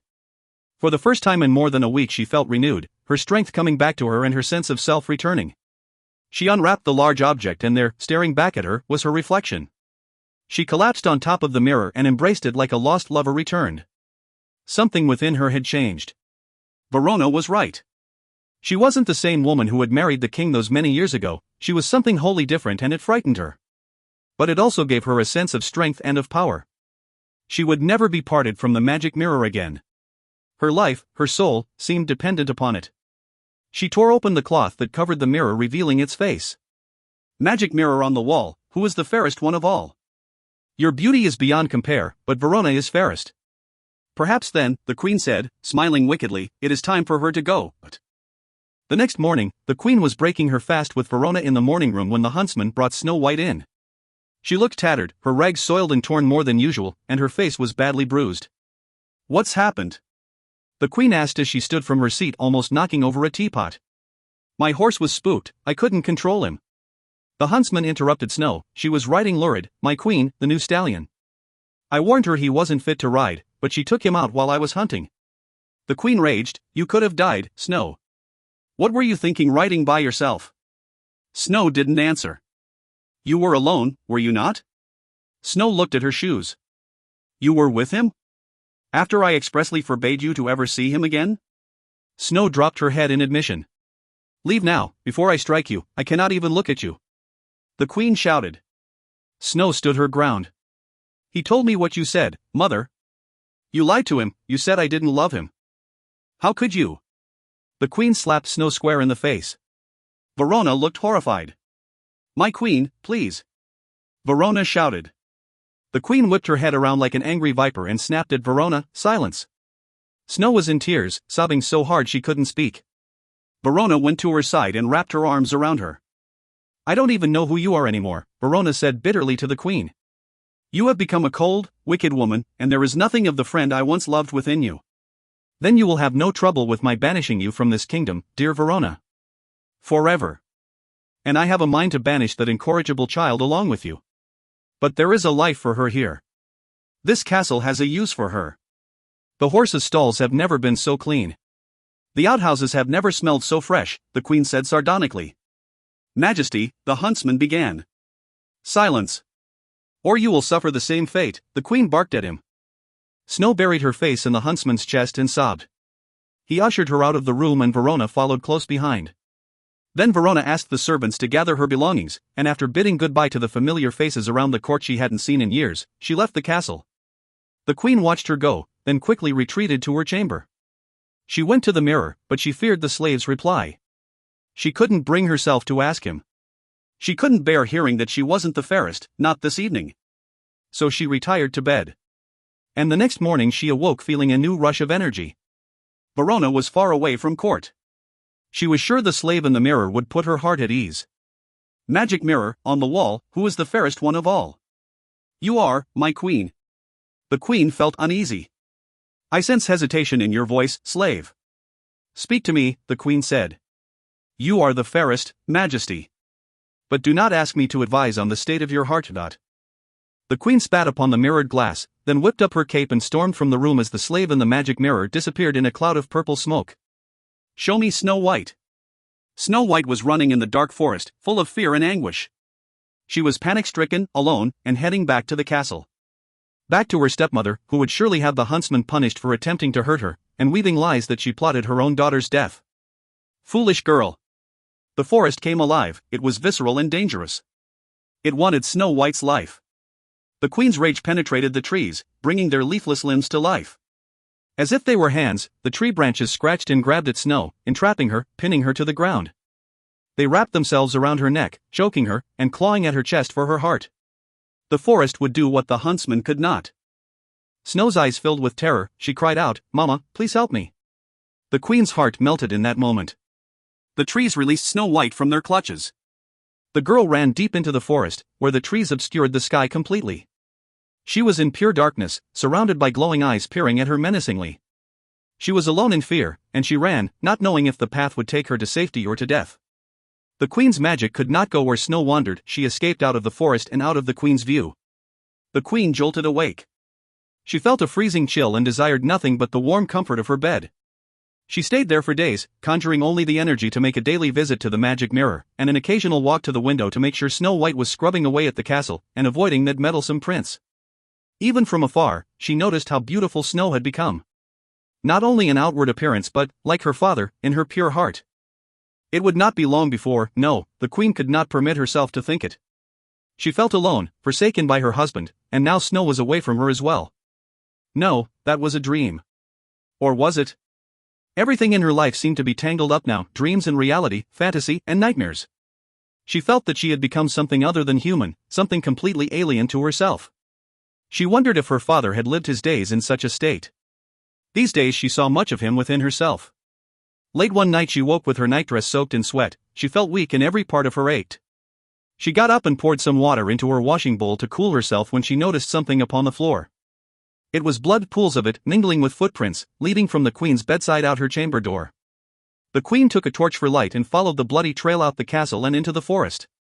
The forest was blackened, as if ravaged by a fire. There was no light from the moon or stars. It was a dead place, ruined by her jealousy and hate. The only source of light was the torch she carried. The bloody trail finally ended. A heart was clasped within the claw-like branches of a dead tree, looking like a strange, bleeding fruit, blood glistening on the branches in the torchlight. The queen just stood there, feeling empty and alone, terror gripping her own heart. Mama? The queen turned with a start. Standing there was Snow, a child once more. Her face whiter than death, her eyes black holes, and her white dress covered in blood. Mama, can I please have my heart back? The queen screamed. What had she done? Your Majesty, please wake up. You're having a nightmare, Tilly insisted. My little girl needs me. She came here last night, because she needs me. The forest took her heart. Her chambermaid just looked at her, bewildered. No, my queen, Snow White is in the courtyard, she's fine. But the blood on the floor. It's there, see. You must have broken something in the night and stepped on the glass. Majesty, you've been ill. No, it is Snow White's blood. She came here in the night, I swear. Look at your feet, Majesty, they're filthy and bleeding. You're sick, please go back to sleep, you need your rest. Leave me alone, you idiotic wench. But, Your Majesty, I should tend to your. I said leave. The queen stared at the blood and glass on her chamber floor. Snow had come to her in the night, she knew it. Her little girl was lost and alone and searching for her heart. Although she had been doing little more than sleeping these past few days, she passed out from exhaustion once more. Asterisk asterisk asterisk. You must kill Snow White if you want to survive, if you desire your beauty back. She would rather rid herself of the mirror and let herself die. If Snow White lives, it will be slow and painful, daughter. You would linger unto death for many years, your soul rotting away within you, withering your body to a husk. Everyone will look upon you with pity and disgust. You will wish for death and feel no release even after they have buried you deep within the ground. The magic of the mirror, the spells of the sisters, will keep you alive even in the darkness. You will suffer for death, feel the need for it, want to seek it out, but your body will not be able to enforce your will. You will be trapped within yourself, alone and in agony. Why are you doing this? I've hated you from the day you came into this world. All of this was lies then? Why? Revenge, for your mother's death, for the breaking of my soul. The queen woke again, remembering her father's words from her dream. She remembered saying similar words to Verona about the loss of her husband. She was feverish and ill, and her mind wasn't her own. Why were these thoughts invading her? She fought against them but couldn't help but feel that she had wasted her life, for vain wishes and a love her father never had for her. And now she was going to be forced to kill her daughter. No, that was a dream. The mirror had no hold over her. Her mind was muddled, she couldn't determine reality from nightmares and found that she was unable to keep herself awake, instead falling back into her fevered dreamscape. She was looking into her mirror. I am like you, father. I have forsaken my daughter. I despise her beauty. You have always been like me. A part of me lives within you, you share my blood. We are bound by that and by the magic of the mirror. Part of my soul is in you. We own your soul, the sisters' voices came. If your soul is in her, she is ours as well. Just as your wife was, before we took her. No one owns me. The queen shouted. The sisters laughed, then faded away. The queen stumbled out of her chamber feeling numb and walked the familiar path she and Snow White used to wander when Snow was still a little girl. Time had completely gotten away from her and she ended up walking much farther than she had intended. She was in the dead wood again. Everything was blackened and it reeked of sulfur. She had done this. Her hate and fear not only ruined this forest but the entirety of her life. Everything was lost to her now. Out of the corner of her eye she saw something green and red in the black emptiness. It was a bright, shiny apple hanging from a tree in this dead wood. She wondered how she hadn't noticed it right away. It looked remarkable and uncanny among the dead trees. Something about it gave her hope. She took the brilliant apple from the dead tree, put it into the folds of her simple dress, and pulled her shawl over her head and made her way to a tiny cottage deep within the woods. As the queen woke from her feverish dream, Tilly was putting a cool washcloth to her head. I need something to eat. An apple, the queen muttered through parched lips. Tilly took the cloth from the queen's forehead and placed it in a bowl of cool rosewater. You've been dreaming, my queen. And she went on, Snow is outside and would like to see you. The queen almost turned her away, but then thought better of it. Yes, ask her to come in. Tilly called to the attendant by the door and Snow White entered the room. She was so beautiful. The sun seemed to follow her wherever she went. The rags she wore only accentuated her beauty by contrasting it with their raggedness. She was so young, so sweet, so fair. I'm sorry you're so ill, mother. Is there anything I can do for you? There is. Please, would you please find me an apple? The reddest and shiniest you can find? The queen asked, as Tilly continued to wipe down her forehead. Snow looked to the chambermaid who returned her weary look. Of course, mother, I will pick you an apple if you'd like, Snow White said. Thank you, my little bird, replied the queen, drifting in and out of her dream state. The queen came to a large moss-covered tree where she knew a sleep-inducing root would grow, because it thrived in dark and dampness. Feeling icy and wicked, she dug in the earth. The root was there as she had thought. She took out her little dagger and cut the root open. Its oil spilled out all over her hands, reminding her of blood. She felt evil, a chill coming over her. What had caused her to commit such foul acts? She rubbed the oily substance from the root onto the apple. It would make Snow sleep, a death-like sleep. Perhaps the queen should take a bite of the apple, too, and then she could be with her daughter without fear of hurting her. She ventured through the forest and came to a clearing in the wood, and there were gathered the sisters. So. You have discovered the poison apple, have you? Then, the sisters took the queen by her arms and dragged her to the far end of the clearing. The magic mirror was there, and Lucinda held the queen in front of it, while Martha and Ruby stood alongside, gawking at the queen's reflection. Her face, her beautiful face, melted into a wrinkled old mess, lined with the marks of age and dotted with warts. She could smell her own breath, and it was foul, befitting her rotting teeth. She was a hag, an old, vile, disgusting witch. The sisters laughed as the queen tore away from them. It was difficult for her to run, since her back was now hunched in this new body. She ran and ran through the forest, as fast as her legs would carry her. And then she came to a cottage. Snow was there. But she would not recognize her now. The girl, a woman now, was so beautiful. But something was wrong, she didn't seem her vibrant self, something within her had changed. In that moment, the queen understood. She had taken her heart. Not physically. No, she still lived. But the queen had taken her daughter's spirit when she had forsaken her. Snow was talking to stray animals, she seemed to have many of them about the cottage and within. She wondered if the ordeal had made Snow's mind unsound, the thought crushed her heart. The queen wondered if even in this state, looking like an old hag and Snow White delirious with fear and grief, the girl might recognize her. Something in Snow's eyes told her she did. But it wasn't possible. Holding a little bird in her hand, Snow smiled at the old woman with that little smile of hers. She looked like a child again. A beautiful child. A beautiful woman. Surely, more beautiful than the queen. "Hello, my dear, how are you today?" Snow White just stood there staring at her as if mesmerized. "I have a gift for you, my sweet," said the queen, handing the apple to her daughter. Snow looked into her mother's eyes as she took the apple. Snow White took a bite almost absent-mindedly and then quickly fell to the ground, the apple still in her hand. And just before she closed her eyes she said, "But my dream has already come true, Mama. You came for me as I knew you would. I love you." The queen bent down and kissed her daughter and whispered in her ear, "Oh, I love you too, my little bird. I love you so much." The queen rose from her bed feeling better than she had in a long while. She felt strength, power, a surge of confidence. True, her dream proved that she was conflicted and that she had lost her way. But the memory of Snow as she looked in the dreams, sickly, pale, dead, stuck with her. But instead of warming her heart to rush to her daughter and embrace her, happy that she lived, the images served only to renew the queen's spirits. How could such a child, one with hollow black eyes, one without a heart, possibly rival the queen's beauty? But she began to wonder how her mind could have been so plagued with such weakness and sentiment. She had been ill. Simple. She got up from her bed for the first time in many days, opened her curtains, and saw Snow White at the wishing well, scrubbing away in her rags. She was fair, no doubt. But nowhere near as fair as the queen. She called on her attendants to draw a bath, and was soon refreshed and outfitted in her finest gown. Her crown sat neatly upon her covered raven hair, and her favorite purple and black cape was fastened to her gown with a gold and ruby pendant. She examined herself in the magic mirror and smiled. Truly, she had never looked more beautiful.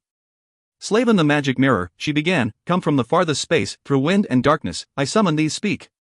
Let me see thy face." Flames filled the mirror, then subsided, revealing the face in the magic mirror. "What wouldst thou know, my queen?" "Magic mirror on the wall, who is the fairest one of all, Famed is thy beauty, majesty, but hold.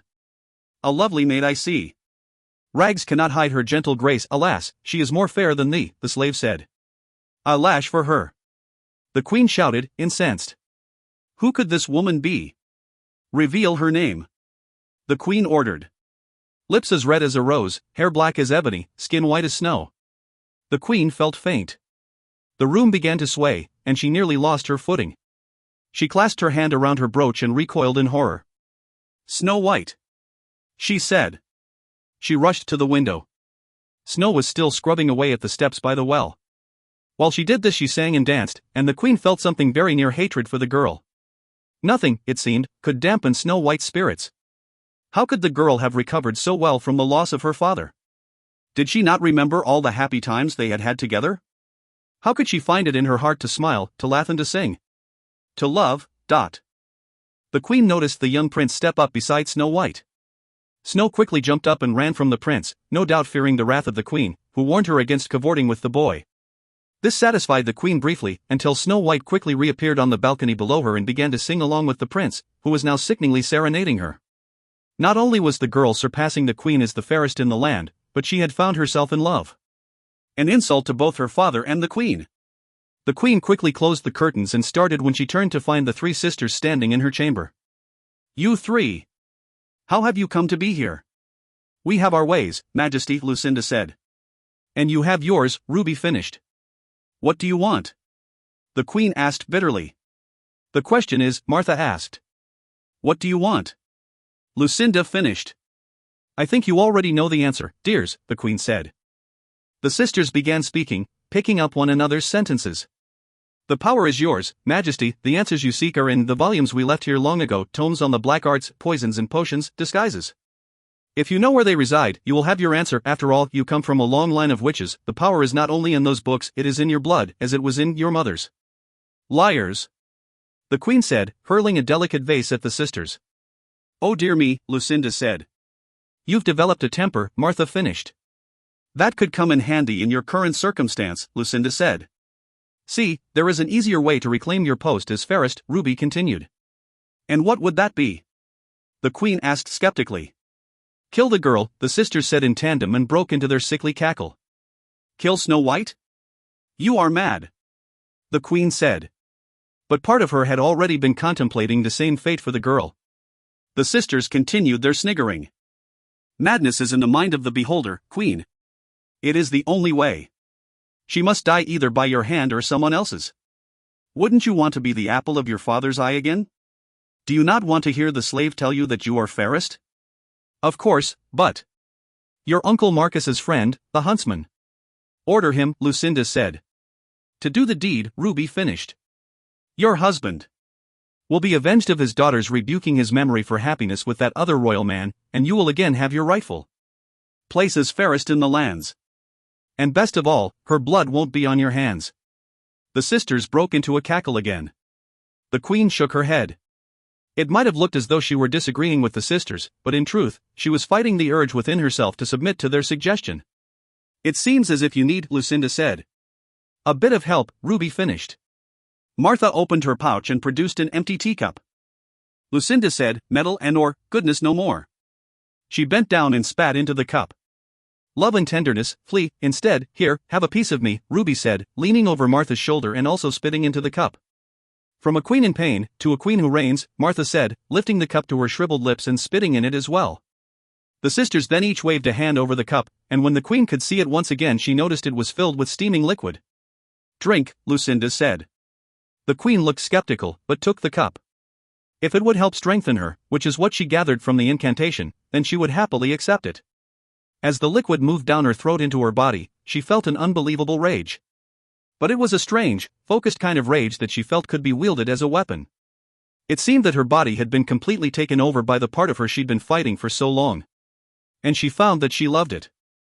Sisters, the queen said evilly, leave me now, or I will see to it that each of you is disemboweled and your entrails hung in the trees that flank this castle. The rest of your remains will be fed to the beasts in the castle moat. Lucinda smiled darkly, and Ruby and Martha followed suit. Call us if you need us, dear, Lucinda said. And the three disappeared as mysteriously as they had arrived. Has the huntsman returned? The queen asked Tilly, who she had ordered to her room. No, your majesty, not yet. However, he should be back any time now, I should think. It is approaching midday, the servant replied. Send him to me the moment he arrives, tell him not to bother making himself presentable. I understand he will want to after a long day of stalking, but it is of the gravest importance I see him at once. Yes, my queen. And with that, Tilly left the chamber. The queen was too nervous to eat. She wanted desperately to approach the mirror again, to ask who was fairest, to hear her father say it was she, but she knew that would not be the answer. The thought of once again hearing Snow White was fairest ground her stony heart to dust. She paced. She waited. Soon, she would once again be the fairest in the land, once Snow White was dead. Time went slowly, she looked at the faces of the beastly women on either side of her hearth, she imagined herself transformed into a dragon and killing Snow White herself if only her power was that great. She sat down on her throne and awaited the huntsman's arrival. And then there came a knock on her chamber door. Come! She called. It was the huntsman. He looked rugged and dirty, with earth sticking to his sweaty brow. You called for me, my queen? Indeed. I would like you to take Snow White away from here. Take her far into the forest. Find some secluded glade where she can pick wildflowers. Yes, your majesty, the huntsman said. And there, my faithful huntsman, you will kill her, the queen said. But, your majesty. The little princess. The huntsman pleaded. Silence. You know the penalty if you fail. The queen said. Yes, your majesty, the huntsman said, dropping his eyes to the floor. It was the child's life or his own. Or worse, the lives of his family. The queen went on, but to make doubly sure you do not fail, bring back her heart in this. The queen lifted an ornately carved wooden box and thrust it forward to present it to the huntsman. It was the beautifully decorated one, with a heart pierced by a sword as a lock. A testament to just how much the queen had transformed, how much she had lost sight of the things that were once dear to her, was that she did not even recognize it as the dowry box of the king's first wife. The very box that once contained the letters from Snow's mother. Do not fail me, the queen commanded. I would not, your majesty. The huntsman left the chamber and the wicked queen watched from the window as Snow White was led happily away. The queen grinned evilly. Then the waiting began. She paced in her room for hours. She thought she might approach the magic mirror, but did not want to do so prematurely. She couldn't bear to hear once more that she was not the fairest one of all. It was now twilight, and the huntsman still had not returned. She feared he had lost his nerve and ran off with the child in tow. And then the wicked queen heard a knock at the door. The huntsman stood there, looking stunned. He handed the queen the box. He had brought Snow White's heart, just as the queen had demanded. The queen felt a perverse thrill of excitement. The old fears and weaknesses did not disturb her thoughts, didn't temper this elation. She had made the right choice in killing the girl. It was for the good of all their family. It felt liberating. And most important, she was once again the most beautiful maiden in all the land. Thank you, my loyal man, you will be rewarded greatly for this, I assure you. Now leave me, the queen said. The huntsman left without a word, and the queen went directly to the mirror. She had been waiting for this. Magic mirror on the wall, who now is the fairest one of all? She asked, with a smirk on her lips and the box containing the heart in her hands. The slave appeared and spoke. Over the 7 jeweled hills, beyond the 7th fall, in the cottage of the 7 dwarfs dwells Snow White, the fairest one of all. The queen could not suppress a wicked smile. Snow White lies dead in the forest. The huntsman has brought me proof. Behold, her heart. The queen opened the box and lifted it to the magic mirror.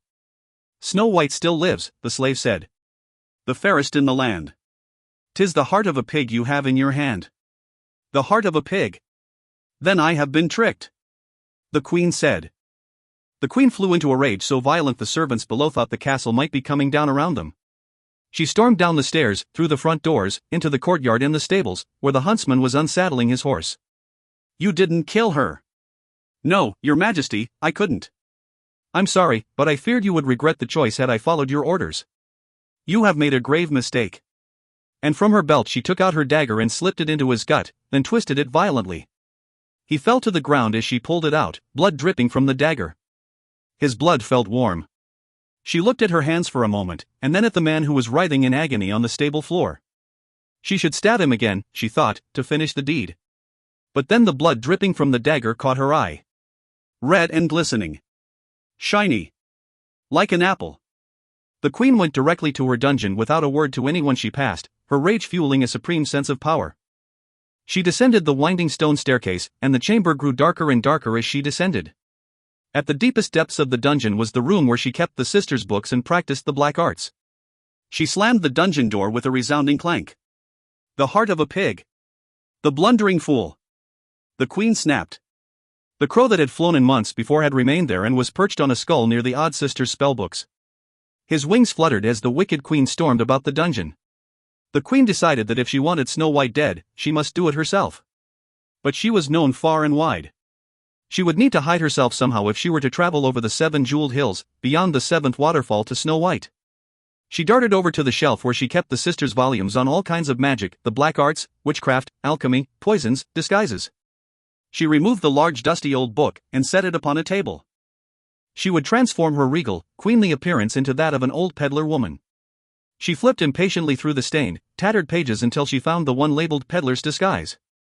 The queen prepared her beakers and set her potions to a boil. Then, carefully following the instructions set forth in the recipe for the potion, she added a pinch of mummy dust to make herself old, followed by other ingredients to shroud her beautiful clothes, to age her voice, and to whiten her hair. When the formula was complete, she poured it into a crystal goblet and raised it to an open window where it was mixed well by the fierce wind and elements. She raised the glass to her lips and drank. She had never mixed such a powerful potion, and she had never felt a sensation like this before. The room began to spin, and the queen was sure she would die. Colors swirled all around her, and she grasped her throat, which felt as if it were closing up. Then her hands began to tingle. She held them out before her and looked at them. They began to transform, withering into bony old hands with claw-like fingers. Her throat began to burn. "My voice," she said. But the voice that issued from her was not regal and bold, it was cracked and hoarse. After a while the strange sensation subsided. She gazed into a well-polished beaker and caught sight of her reflection. She was a haggard old woman like the one from her dream. Her chin was sharp. A wart adorned the tip of her hooked nose. Her eyebrows had grown thick, black, and bushy. And her ragged yellow-gray hair blew into her face as the wind ushered through the window grate. Her clothes, too, had changed. She was no longer dressed in her regal gown, but in an old black sackcloth with a hood to cover her ratty hair. She was the antithesis of everything she had been. A perfect disguise. She could not help but laugh to herself. And now she would formulate a special sort of death for one so fair. What would it be? She felt around in her cloak, which still contained the apple Snow White had brought her. A poisoned apple. The queen remembered back to when Snow White was a child, and the tale she told the queen in which the sisters had mentioned enchanted fruit. She flipped frantically through the sisters' book of potions and found it at last. One taste of the poison apple and the victim's eyes would close forever in the sleeping death. The queen rummaged through the vials and canisters that were stored about the dungeon. She filled her cauldron with a healthy amount of skunk stock, and then added the rest of the formula, mostly herbs like foxglove and wolfsbane, with a dash of things much less ordinary, things found in mortuaries rather than forests. Before long, her cauldron was bubbling with a green-gray liquid. The queen considered the apple and smiled. Then she tied a thread around its stem so that she would be able to lower it into the elixir without touching the deadly potion. All she need do now, according to the sisters' book, was recite the incantation and lower the apple into the cauldron. Then the spell would be complete. Dip the apple in the brew, let the sleeping death seep through. She recited. And with that, she dipped the apple into the cauldron. When she did so, the green liquid turned a sickly blue, and as the now black apple emerged from its bath, an ominous mark appeared upon it, the death's head. This was confirmation that the spell was a success, just as the sisters' book said it would be. She need only recite one more incantation, and the spell would be sealed. Now turn red to tempt Snow White, to make her hunger for a bite. The apple quickly turned from black to the brightest red the queen had ever seen. She threw her head back and cackled insanely. She was well armed now. But then she hesitated, what if there were an antidote? She rushed back to the sisters' book and flipped frantically through the pages. Yes, there was an antidote, the victim of the sleeping death could be awakened, but only by love's first kiss. For a moment the queen was crestfallen and enraged. After all, the prince would be searching for Snow White. What if he found her, lying there, and kissed her corpse in sorrow? She would awaken. The wicked queen quickly put the thought out of her mind. There would be no chance of that. Snow White was in the forest with the 7 dwarfs. They would find her body and think she was dead. And they would bury the girl alive. The queen laughed, startling the crow that inhabited the dungeon. The wicked queen had only one thing left to do, deliver the apple. She would soon once again be fairest of all. The queen packed the poison apple in a basket full of others. It was the sole red one, so that she would be able to identify it when the time came to use it. She gathered up the basket and lifted a trapdoor in the dungeon. She descended the hidden staircase that led to an underground passage, where long ago the king had helped the queen and Snow to make a hasty and unseen exit from the castle during an attack. She hopped into the boat and rowed it down the underground river, which eventually opened up onto the castle moat, and finally into the swampland surrounding the forest. It was still dead of night, and she was sure that she had gone unnoticed, a testament, she thought, to how poorly the castle guards did their job. The queen sneaked through the swampland and out into the forest toward the 7 jeweled hills. But with her new form, a hunched body and aching joints, it was not easy to navigate the uneven landscape, and she needed to stop off and to rest. And then she came to a clearing that was bathed in what little moonlight had been able to penetrate the clouds. "Going off to do the deed then?" she heard a voice. "Who is there?" the queen asked, still not used to her own newly crotchety voice. 3 figures stepped from the shadows. You! The queen gasped. You have chosen the right path, the sisters said. The wicked queen pushed them out of the way and proceeded, limping deeper into the forest. She had what she needed, their spells and their potions. She had no further use for them. We hope you fare well, the sisters called after her as she continued her trek toward the 7 jeweled hills. It was after dawn before she finally reached them. She listened for the roar of the 7 falls, and followed their path. She carefully avoided wild beasts and creatures of the night. She was forced to climb over felled trees in order to cross roaring rivers and streams which, in her fragile state, was not easy. But her determination was so strong, her will to kill Snow White so great, that she managed to arrive at the 7 jeweled hills. And just beyond them lay the cottage of the 7 dwarfs, and in it, Snow White. The queen stood as tall as she could atop the hill and surveyed the landscape below. She noticed a worn little path that led into the woods. Chimney smoke hung over the treetops near where she suspected the path ended. The queen threw back her head and laughed madly. Then she set out to follow the path. She was soon rewarded for her efforts. The queen stood behind a tree and watched the little house. The door opened and the little men the slave had spoken of set off for their daily work in the mines. And then, she saw her, Snow White. The girl had came to the door and saw each of the men off. The queen was disgusted and filled with venom and hatred. Onyx hair, lips like rubies, skin like snow, heart of gold, bah. The queen knew better. Snow White was a selfish wench who cared nothing for her father's memory and was plotting to surpass her mother in the only thing the woman had left in this world, her beauty. The queen watched as the men left the house. The sun was streaming through the canopy of bird-filled tree branches. Snow White proceeded to the garden, where she fed breadcrumbs to bluebirds.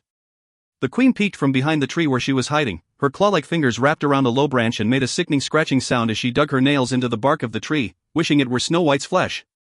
Hasn't changed one little bit, she whispered to herself in her new raspy voice. She waited for Snow to go inside before she approached the cottage. She saw her in the open window, happily at work making pies. The queen quickly and suddenly thrust her head into the open window. All alone, my pet? She asked. Snow looked up from her work, clearly spooked by the sudden appearance of an old woman before her. Why, yes, I am, but, the sweet girl answered. The little men are not here? The queen asked. No, they're not, Snow replied. The queen leaned forward and sniffed around the cottage. Making pies? She asked. Yes, gooseberry pies. Sweet. Sickening. Time to die. It's apple pies that makes the menfolk's mouths water, the queen said. Pies made from apples like this. She pulled the brilliant red apple from her basket and showed it to Snow White. The girl was hesitant, but the queen used every persuasive bone in her frail old body to convince her to take a bite. Snow White looked enraptured by the apple, and she reached out to take it and pull it close to her lips. Then suddenly, the queen found herself attacked by what felt like a horde of bats. But they couldn't be bats, it was mid-morning. She felt the creatures pecking at her and swatting her with their wings, talons tearing at her skin, and vicious beaks reaching hungrily for her eyes. She was lashed by feathers. Birds! She was being attacked by flocks of them. She raised her arms to block them and dropped the apple. Snow White quickly came to her rescue, emerging from the cottage and chasing the birds away. The queen quickly grabbed for the apple and checked it to assure that it wasn't damaged in any way. Snow White came to her side and apologized, and the queen seized the opportunity to be invited into the cottage by complaining of a weak heart and expressing the need to sit down. Snow went over to the far side of the cottage to fetch the queen some water, and as she did so, the queen pulled out the apple and formulated her plan. Then something unexpected, she couldn't do this to her little bird. Her heart ached. Weakness. Shove it away, Dot. She buried the impulse deep within herself along with her grief, and focused on the matter at hand. And because you've been so good to poor old Granny, I'll share a secret with you. This is no ordinary apple. It's a magic wishing apple, the queen said. A wishing apple? Snow White asked. The queen got up from her seat and started moving toward Snow White with the apple extended before her. Yes. One bite and all your dreams will come true. Really? The queen moved in closer. Yes. Now make a wish and take a bite. Snow looked apprehensive and began to back away as the queen advanced toward her with the apple extended. There must be something your little heart desires. Perhaps there's someone you love? The queen asked. Well, there is someone, Snow replied. Ah. I thought so, the queen said, laughing. Old Granny knows a young girl's heart. Now, take the apple, dearie, and make a wish. The Queen thrust the apple into Snow White's hands. She smiled and nodded in encouragement as she watched the girl consider the apple. Then the girl wished. She wished for all the things the Queen once had for love, for a handsome prince to ride in on horseback and carry her away to his castle to make her his wife. But she also wished for something the Queen knew she herself could never have, and that was to live happily ever after. The Queen watched, wringing her hands in anticipation. Quick! Don't let the wish grow cold, she said. And with that, Snow White sunk her teeth into the most beautiful, ripest apple she had ever seen. "Oh, I feel strange," she said. The Queen watched in anticipation as the effects of the poison set in. Snow wavered to and fro. The Queen rubbed her hands together and rocked back and forth, waiting. Waiting until she would again be fairest of all. And then, finally, Snow White fell to the ground. The bitten apple rolled from her hand, and the wicked Queen burst into maniacal laughter that could be heard throughout the kingdom. As if in response, a loud thunderclap resounded from above, and the sky opened up with a shower of pouring rain. Snow White lay at the Queen's feet as the old woman cackled. She thought she would be elated, energized, filled with joy. But instead, she felt weak. The long journey had taxed her.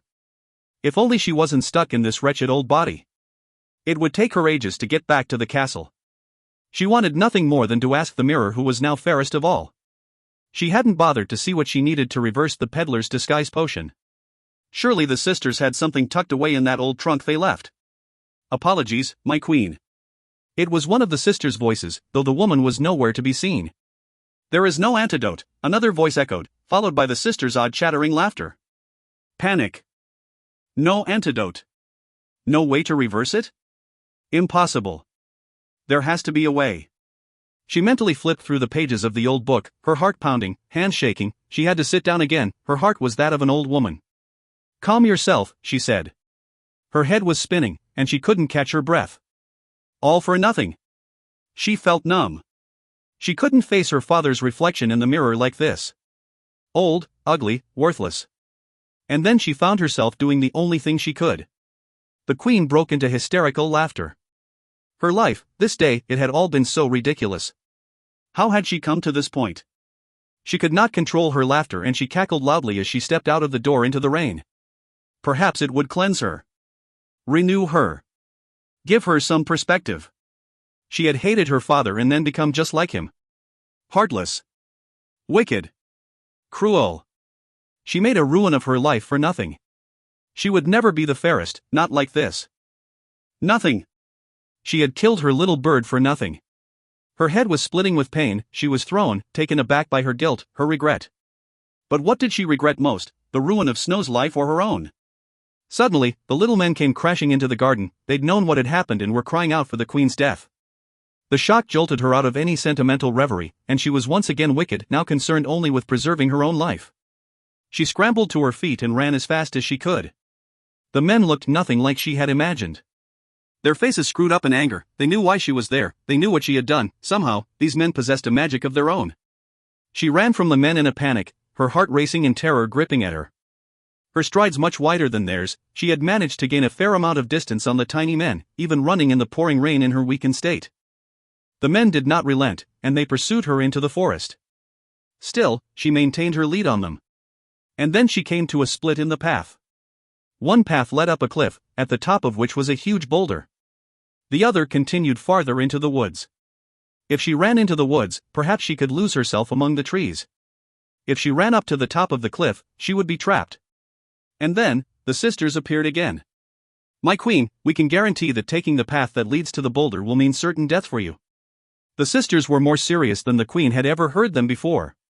Their voices were devoid of eerie laughter. "We implore you, take to the forest. You will be safe there. We can find you and reverse the hag spell. Forgive our dishonesty." The Queen considered her options. The forest, safety. A haven for her. A new chance at life. But what kind of life? She thought back to the day she had met the king at the well. She remembered how warm his hands felt on hers, how she had never been touched that way before, how no one had ever loved her, ever. Her wedding day came to mind, the joy she had felt and that which emanated from every corner of the kingdom, nay, all the lands. And then there was Snow White. Ah, she loved the child. She loved her as the daughter she was by right of marriage. So beautiful and pure. Such a precocious little one. A real beauty who loved the king and honored his memory by living life in full even after his death. Unlike the queen who allowed treachery, pain, and vanity to destroy her. She remembered holding Snow when she told her the king had been killed, and the Apple Blossom Festival, and all those days with Verona, and all the picnics and breakfasts in the morning room. The queen had had so much promise within her, so much power to make the world better. But instead she allowed darkness to guide her, blind to any other way. The men were now close behind her. The sisters had again vanished. The queen glanced at the cliff as the clouds battered her with rain and the sky whipped at her with lightning lashes. She looked up and she knew what she needed to do. After all, she had chosen her path long ago. Snow White blinked her eyes and woke to love's first kiss. She felt weary and odd, but ecstatic. Her prince had come. He had broken the spell. He had saved her. Perhaps the old crone's apple was truly magical after all, for Snow White's wishes had come true. The two were married soon after, and on the night of their wedding the trees were filled with fireflies blinking in the darkness. The sky was full of glittering starlight, like shards from broken mirrors scattered over the ocean. The castle was decorated with her favorite flowers, the scent bringing back lovely memories. Snow danced with her husband in the great hall, imagining her mothers dancing with her, smiling, and wishing her well as the queen's mirrored cylinder spun, casting gorgeous patterns on the stone walls. She kissed her prince. Bliss. Snow White held her prince's hand, wondering what her new life would be like. With her stepmother gone, she was now queen of her kingdom. And she thought she would rule as justly and passionately as her father had, and as her stepmother might have if things had been different. She kissed her prince again and looked to the stars, feeling a sense of love she'd never felt before. She was happy. The only thing she longed for that day was her father and mother's. She had lost them when she was very young, at least that is how she thought of it. No one understood why she still loved the queen. But to Snow, her stepmother had died the day her father was killed, and up until that day the woman had been a guardian angel to her. Later that evening, alone in her chamber, after a long day of wedding festivities, Snow White noticed that her chambermaid had piled some of the wedding gifts next to her fireplace. She curled up in an overstuffed velvet chair, tucking her feet to one side and suddenly feeling very small, like a little bird. Little bird. That is what her stepmother used to call her. How she wished she were here now.